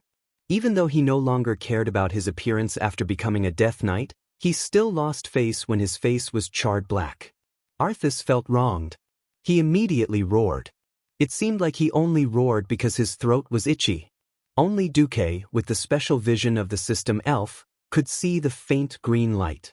Damn, is this idiot releasing the plague? Dispel! Actually, even without Duque's order, the two holy knights were already doing it. The holy light chased away the hidden plague on the orc hero, but it could not get rid of the plague bacteria in the air. At this time, Duque made his move again. An ice tornado with a diameter of tens of meters rose up in an instant. The ice tornado itself did not have much lethality, but everyone could feel that the surrounding air had cleared up. There was no longer the thick stench of blood on the battlefield, as if one was swimming in blood plasma. There was also no longer the faint nauseating stench of plague dust that was spreading. All that was left in the air was the refreshing holy light aura that the two holy knights exuded. Now, even an idiot knew that Arthas's move had been countered by Duque once again. Orgrim wiped the blood from the corner of his mouth and said in the ancient shaman language, "Gael, watch carefully. Watch how Duque pushes his prey into the abyss step by step. This method of killing the prey with the least cost is something you must learn to become a qualified leader." Thrall's pupils shrank. That's right. It did not matter if the Horde would still fight against the Alliance after this battle. The only thing they could be sure of was that the Horde was no longer the large horde that seemed to have an endless supply of soldiers. The orcs were indeed a powerful and brave race, but they only had a little over 100,000 orcs. If they fought another 2 battles of this level, they would all be wiped out. He had to admit that Duque's fighting style was the most suitable for the beastmen to survive in. At this time, Sal had not cultivated the path of shamanism, and as a warrior, his martial arts were far from the peak. Therefore, although he was holding the line, he was actually working hard to learn the path of battle and the path of control. On the other side, after the Elven Prince began to use accurate magic to support the few vanguards, Arthas finally fell into a difficult situation. It was one thing for Duque to make a move from time to time, but there was also Antonidas by Duque's side. Even if this Chairman Kirin Tor was old, a Breaking Dawn mage was still a Breaking Dawn mage. He represented the highest battle power in the mortal world, so how could he be ignored? For a moment, Arthis was extremely hesitant. She didn't know if she should play that card. Right at this moment, Duque said leisurely, "Have you locked onto it?" "Got it." Antonidas raised his white beard, exuding the aura of a Breaking Dawn wizard. "Then I'll have to trouble you, master." Duque bowed. "For the Alliance." As soon as he finished speaking, Antonidas used Flash and crossed a distance of 200 meters, suddenly appearing in the middle of a large group of zombies and ghouls. If it were a mortal, it would be courting death. For a powerhouse of his level, this was the stage where he could use magic wantonly. An ordinary wizard's, Frost Nova, could only cover a distance of a few meters. Antonidas' Frost Nova, on the other hand, was like throwing a 10,000-ton boulder into a wide, calm lake. What it raised was an exaggerated ice storm wave that was at least 15 meters high. Within a radius of 100 meters, regardless of whether it was the weak zombies, skeleton soldiers, ghouls, or the stronger cave demons and gargoyles, or even the semi-spiritual banshees, they were all turned into solid ice sculptures by this ultimate move of Antonidas. Whoosh! An ice storm blew. In the violent cold wind, the Breaking Dawn mage's robes fluttered in the wind, making a loud sound. The ice sculptures a moment ago shattered into ice shards in the next moment and were blown away by the strong wind. Then, a huge winged creature that didn't exist in the first place was blasted out of thin air. It was a humanoid creature that was more than 5 meters tall, with a pair of huge purplish-blue bat wings. It was wearing a blue armor with silver edges. Seeing the curved goat horns on its head, a shocking name popped into everyone's mind: Dreadlord. In the Burning Legion's endless expansion, conquest, and destruction, many races had joined the Burning Legion, and the Dreadlord race was one of the best. These horned creatures were not any weaker than Eridar's elite warriors.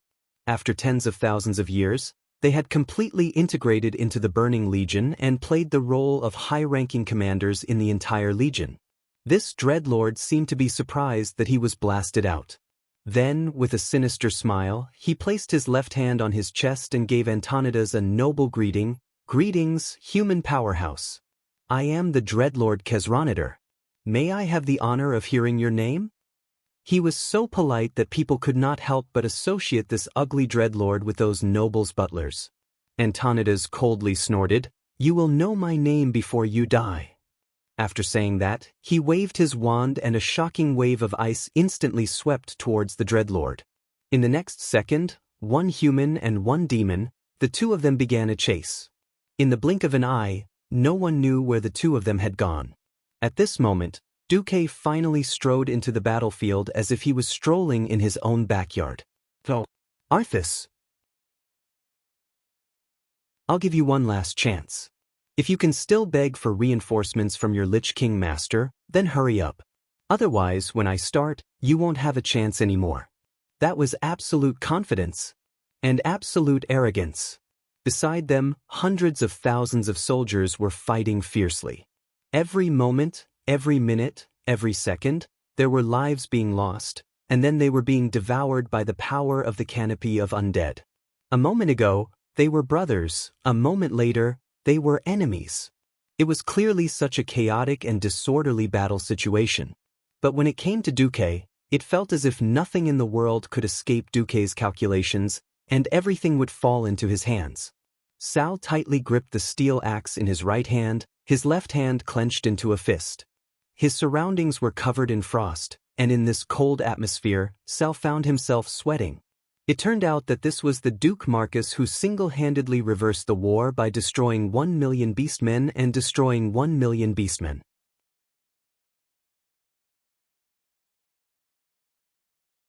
Chapter 747.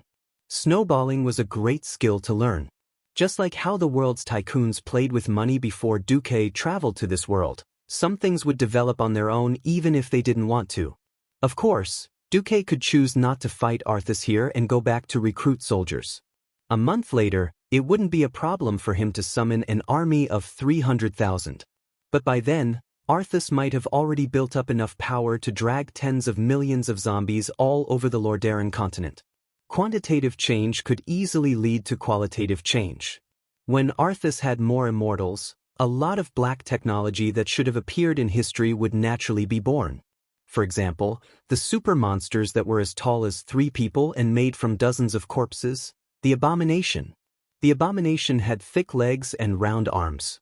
Its mountain-like body was even bigger than the dwarf's steam tank. And because it was a collection of multiple human corpses, its life that was constructed from negative energy was also a composite life form. If the lives of all the immortals on its body were not reduced to 0, it would be impossible to destroy this monster. Therefore, the Scourge army's snowballing ability was much stronger than the Alliance and the Horde. Duque knew very well how disgusting the Scourge army was. Whether it was a Lich or a Death Knight, as long as their souls weren't destroyed, they could be resurrected. But it didn't matter. As long as he killed Arthas once, he could plant the shadow of failure in the fool's heart. Just like what Duque did to Orgrim. In this way, every time Arthas fought against Duque, he would become less and less confident. Even if his strength kept increasing, he couldn't escape the curse of Duque is undefeatable. That was why Duque had to fight Arthas even though he didn't have enough people around him. Duque entered the arena with an invincible arrogance. Thrall took a deep breath. He wanted to open his eyes wide and see if the rumors were deceiving his ears, or if Duque was about to shine brightly and blinded his eyes. Duque didn't say he wanted to fight one-on-one, so the other vanguards naturally wouldn't back down. In fact, if Duque didn't enter the arena, their situation would only get worse. The one who had the deepest impression of this was Rexer. He lacked a powerful weapon, so it was almost impossible for him to deal any fatal damage to Arthas. The 2 paladins were about the same. Their epic tier weapons were nothing more than an itch to Arthas' Death Knight armor, which was formed by the power of darkness. Only Orgrim's Doomhammer and Grom's Bloodhowl could deal moderate damage to her. When the Dreadlord appeared, everyone was shocked. Originally, everyone thought that the weaker Duque would deal with the Dreadlord, while the more powerful Antonidas would deal with Arthas. Who knew they would be swapped? Duque had his own difficulties. Although Antonidas was strong, the problem was that he specialized in ice magic. Against a Death Knight that was proficient in the ice element, he wouldn't be able to gain an advantage. In a sense, even the Elven Prince was more useful than Antonidas against Arthas. Duque left Kael, that's behind. Alright, now that they had cut off the strongest Death Knight's external help, and also cut off his life and energy recovery cycle, did this mean that they could get rid of Arthas? Arthas, who had gathered incalculable power of darkness, was still at the peak of the unreachable cliff in everyone's eyes. To be honest, if Duque couldn't come up with an effective plan, even Orgrim wanted to retreat. No matter what, this cross-race, cross-faction alliance was still too fragile. At this moment, Duque made his move. The moment he made his move, Kael, was shocked. The High Elves thought of themselves as the ancestors of human magic. Even if they didn't say it out loud, they always thought that they were the ancestors of magic, and that their magic was the strongest. Even someone as strong as Antonidas was just walking the old path of the elves, reaching the end of the road in one go. It was obvious that Duque had taken a completely different path from the traditional magic field. He wasn't a native, and after seeing the prosperous world, he didn't have the concentration to focus on one thing. He couldn't be as proficient in arcane magic as Ronan, and he couldn't play with ice magic like Antonidas and Jaina. But Duque had something that all the mages in this world didn't have, the system elf. This meant that if Duque wanted to play something, to be able to do what others couldn't, it would all depend on this. Countless portals that looked like portals suddenly bloomed in the space around and above Duque. Anyone who wasn't a mage would think that these were real. Only Kael, immediately sensed the strange aura on these so-called portals. Portals that didn't have spatial fluctuations? In the next moment, countless figures stepped out of the portal, each of them holding a dazzling weapon in their hands. They suddenly appeared in the empty sky and land. Unsheathed swords, sturdy hammers, exquisite staffs, bright knives, every weapon had unique shiny decorations. Not only that, but they also constantly emitted magic fluctuations that couldn't be hidden. It was obvious that they weren't ordinary weapons. They could only be high-level weapons. It was very likely that most of them were epic weapons. But there was no need for that. They were all epic weapons. Massacre Sword, Titan's Blade, Warmonger. These people wielding all sorts of epic melee weapons seemed to be heroic spirits, but they were all fakes. More than 100 fake heroic spirits formed a huge circular defense line, killing all the Undying that attempted to rush within 100 meters of Arthas. At the same time, countless elven archers appeared in the sky. Although they all had different hairstyles and appearances, and outsiders could easily have facial blindness when they looked at the elves, Kale, that's felt dizzy when he saw them. Damn, where did so many Aurelia and Sasha come from? Duque, why did you create so many copies of your own women? The second batch that came out were also illusions that Duque made with the system elf. The people were illusions, and the weapons in his hands were naturally illusions as well, but they looked so real. Loanguru, Heartbreaker Bow, Heart Striker, Huhuran Thorn, Dragon's Breath Cannon. The moment they appeared, they immediately stood in the air and used the long-range weapons in their hands to attack Arthas. The third batch was the trump card. 1 Jaina, 2 Jainas, many Jainas. The illusion of Jaina, wearing robes of 7 different colors, red, orange, yellow, green, cyan, blue, and purple, all held staffs and bombarded Arthas with magic. No, second fool was going crazy.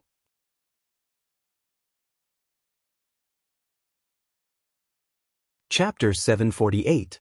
Duque had never thought of himself as a good person, let alone a saint.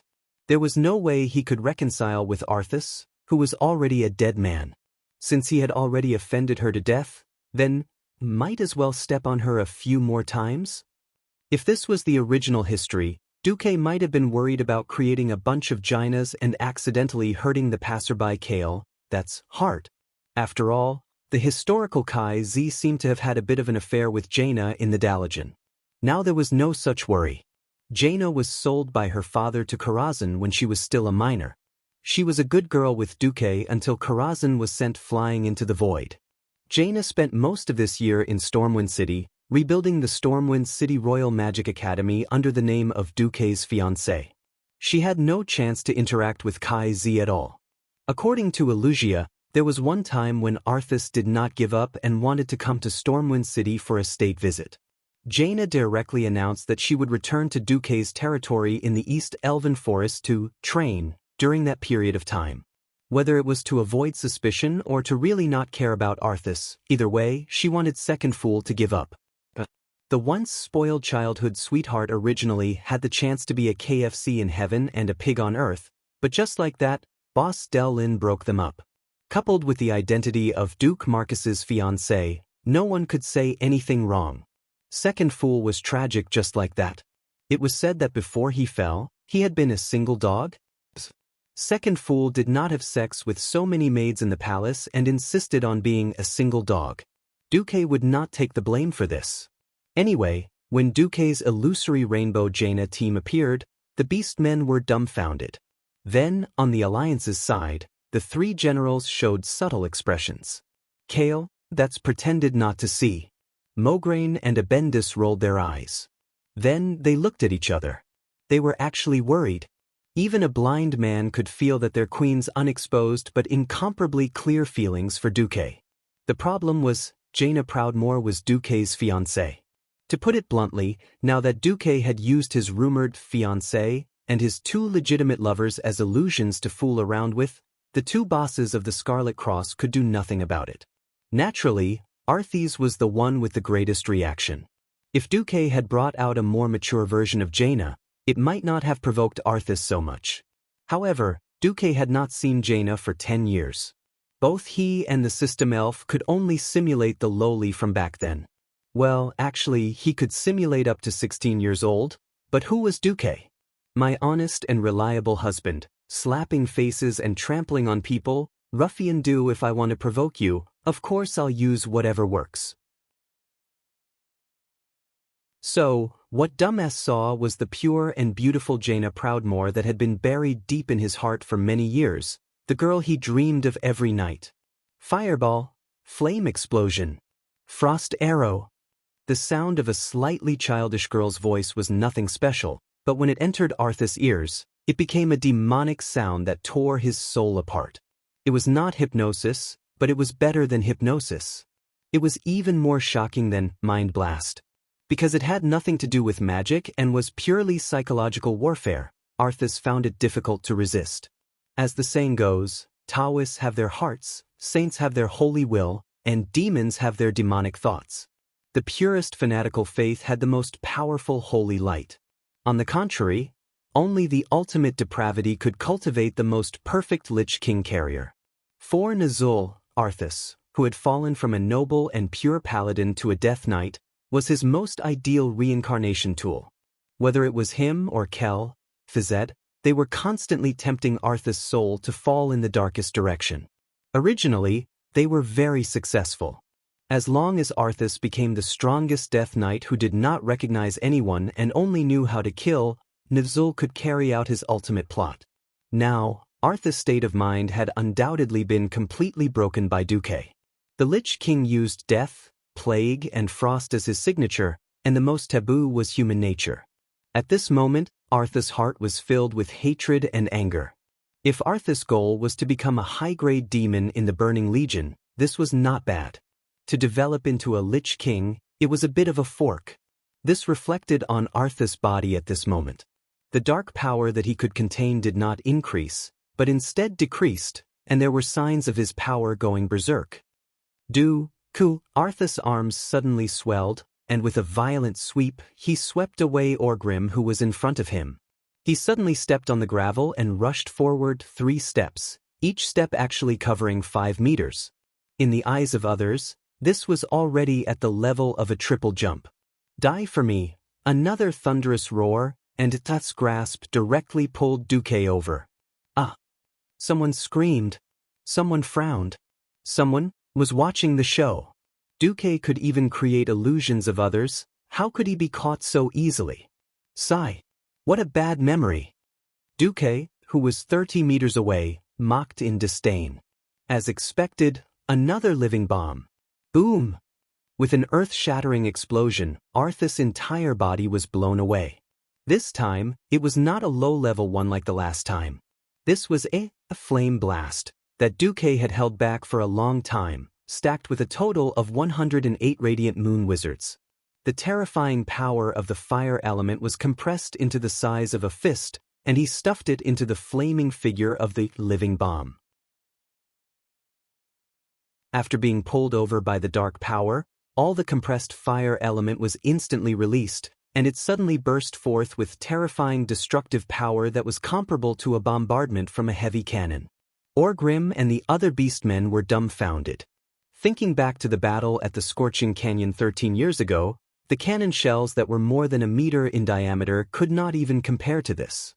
The violent explosion produced a powerful shockwave, and it directly blew away all 5 melee heroes. One had to know that this was only the aftermath of the explosion. Arthas, who bore the brunt of the impact, was directly blown into the sky, and the gorgeous ice armor formed from the condensed power of darkness cracked inch by inch. Chance. Everyone could see that Arthas had finally revealed a flaw. And a fatal one at that. Without waiting for Arthas to lose control of his body and fall again, Rexer threw away the axe in his hand, and his hands formed a nest, making a posture to help his teammate jump. Grom did not hesitate, and directly stepped on Rexer's palm, and suddenly glared down. Ha! A green figure suddenly broke through the chaotic smoke, and directly charged into the clouds. When it reached the highest point, it nimbly somersaulted forward, and Grom Hellscream tightly gripped the bloodhowl in his hand, and ignited the anger that had accumulated in his body. Accompanied by a wild, sky-shaking roar, he swung out a red light that split the sky.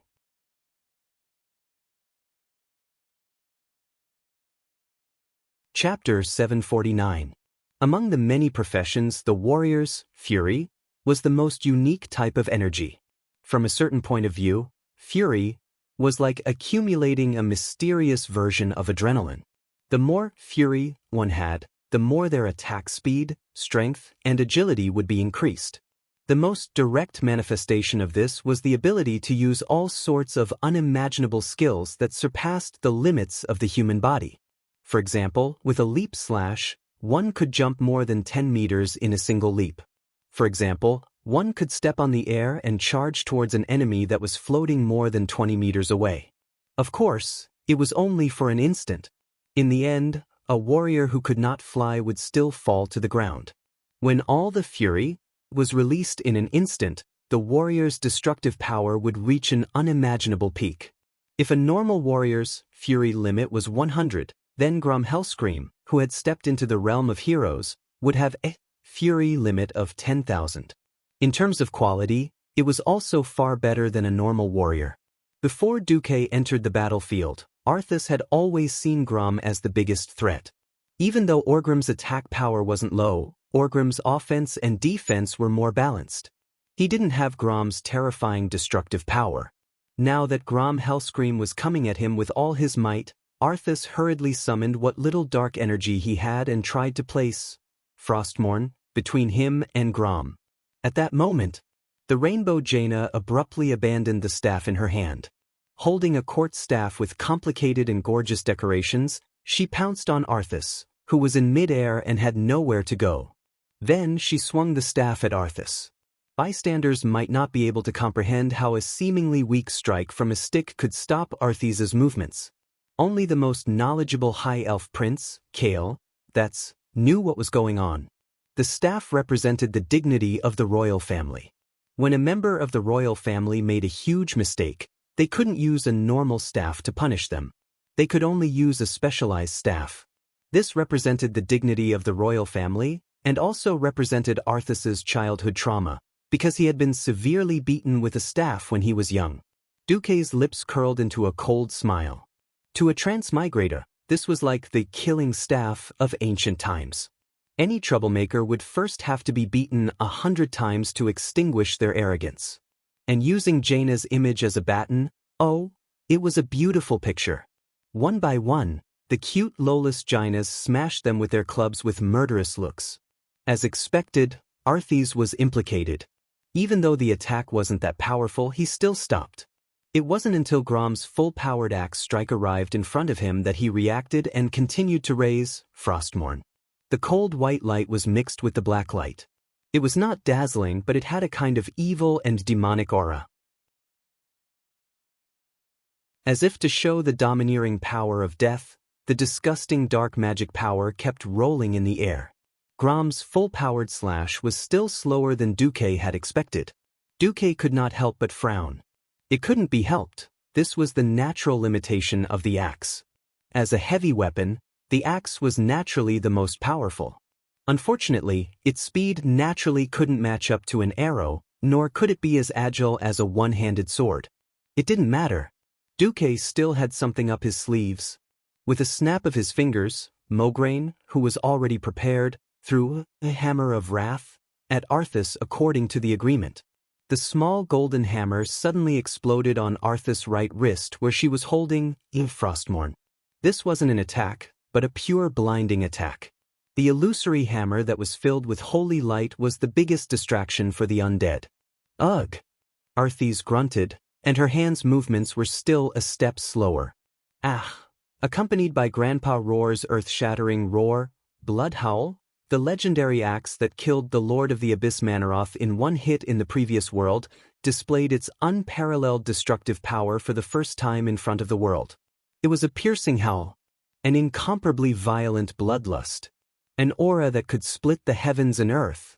When the scarlet glow from Blood Roar finally collided with the huge black and white body of Arthas, a deafening explosion erupted on the entire battlefield.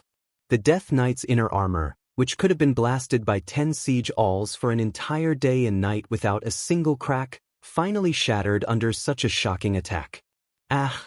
Grom gripped the handle of his axe tightly, and all the muscles in his body expanded explosively. The strongest Death Knight under the Lich King's command came crashing down like a meteor. Arthas let out an earth-shattering scream and crashed to the ground. It was as if the ground had been hit by the largest cannonball. For a moment, sand and pebbles flew everywhere, and everyone around subconsciously got into a defensive stance to block the flying pebbles that were even fiercer than machine gun fire. Except for one person, stomping on the solid ground, a stalwart figure charged forward with all his might. His momentum was like a raging wave, and his powerful steps were more solid than the hooves of a galloping bull. Almost instantly, Thrall, who was at the back, was subdued by Orgrim's domineering bravery. Thrall didn't have the right to participate in a battle of this level, but he did his best to open his eyes wide, wanting to see how this legendary former great chief fought. Arthas's momentum was greatly reduced, but it was not enough, because the aura of death had not completely dissipated. In order to seize the opportunity to land the killing blow, Orgrim ran with all his might, absolutely not willing to give up this opportunity to kill Arthas. Although he didn't understand why his third great chief, Nizul, went to the Burning Legion to become the Lich King, Orgrim was very clear that if he didn't take care of Arthas, such a terrifying scourge army would sooner or later harm the other tribes on planet Azeroth. There was no turning back. Only by killing Arthas first would he have a chance of survival for the tribe. On the other side, Arthas was very clear-headed. Unless the soul of an undead was damaged or received a soul shock, they would never experience any physical symptoms such as dizziness. Although he was in a difficult situation, Arthas could still control his body, but Orgrim's frontal assault made him feel a chill down his spine. Under the warrior's intercept skill, the distance of 100 meters was instantly reduced to 0. In the blink of an eye, the burning power of the Hammer of Destruction was displayed in front of him. Arthas was not afraid. As long as the incomparably precious magic sword's hilt was still in his hand, he would definitely have the confidence to turn the tables. Facing the burning aura, the only thing he could shout out was the true name of the magic sword. Frostmourne. Before Arthas could release the supreme magic power of Frostmourne, he suddenly found that a Duque had appeared in an instant, holding a highly concentrated magic ball that shone with 5 different colors and instantly cut off his right arm. You're tuning in to the Passion Pages YouTube channel. We're so grateful for your support, and don't forget to subscribe to join us on this incredible journey through captivating stories. Your generosity through donations truly makes a world of difference, as it's the primary source of revenue that allows me to expand and enhance this channel for you. Thank you from the bottom of my heart for being a part of this adventure.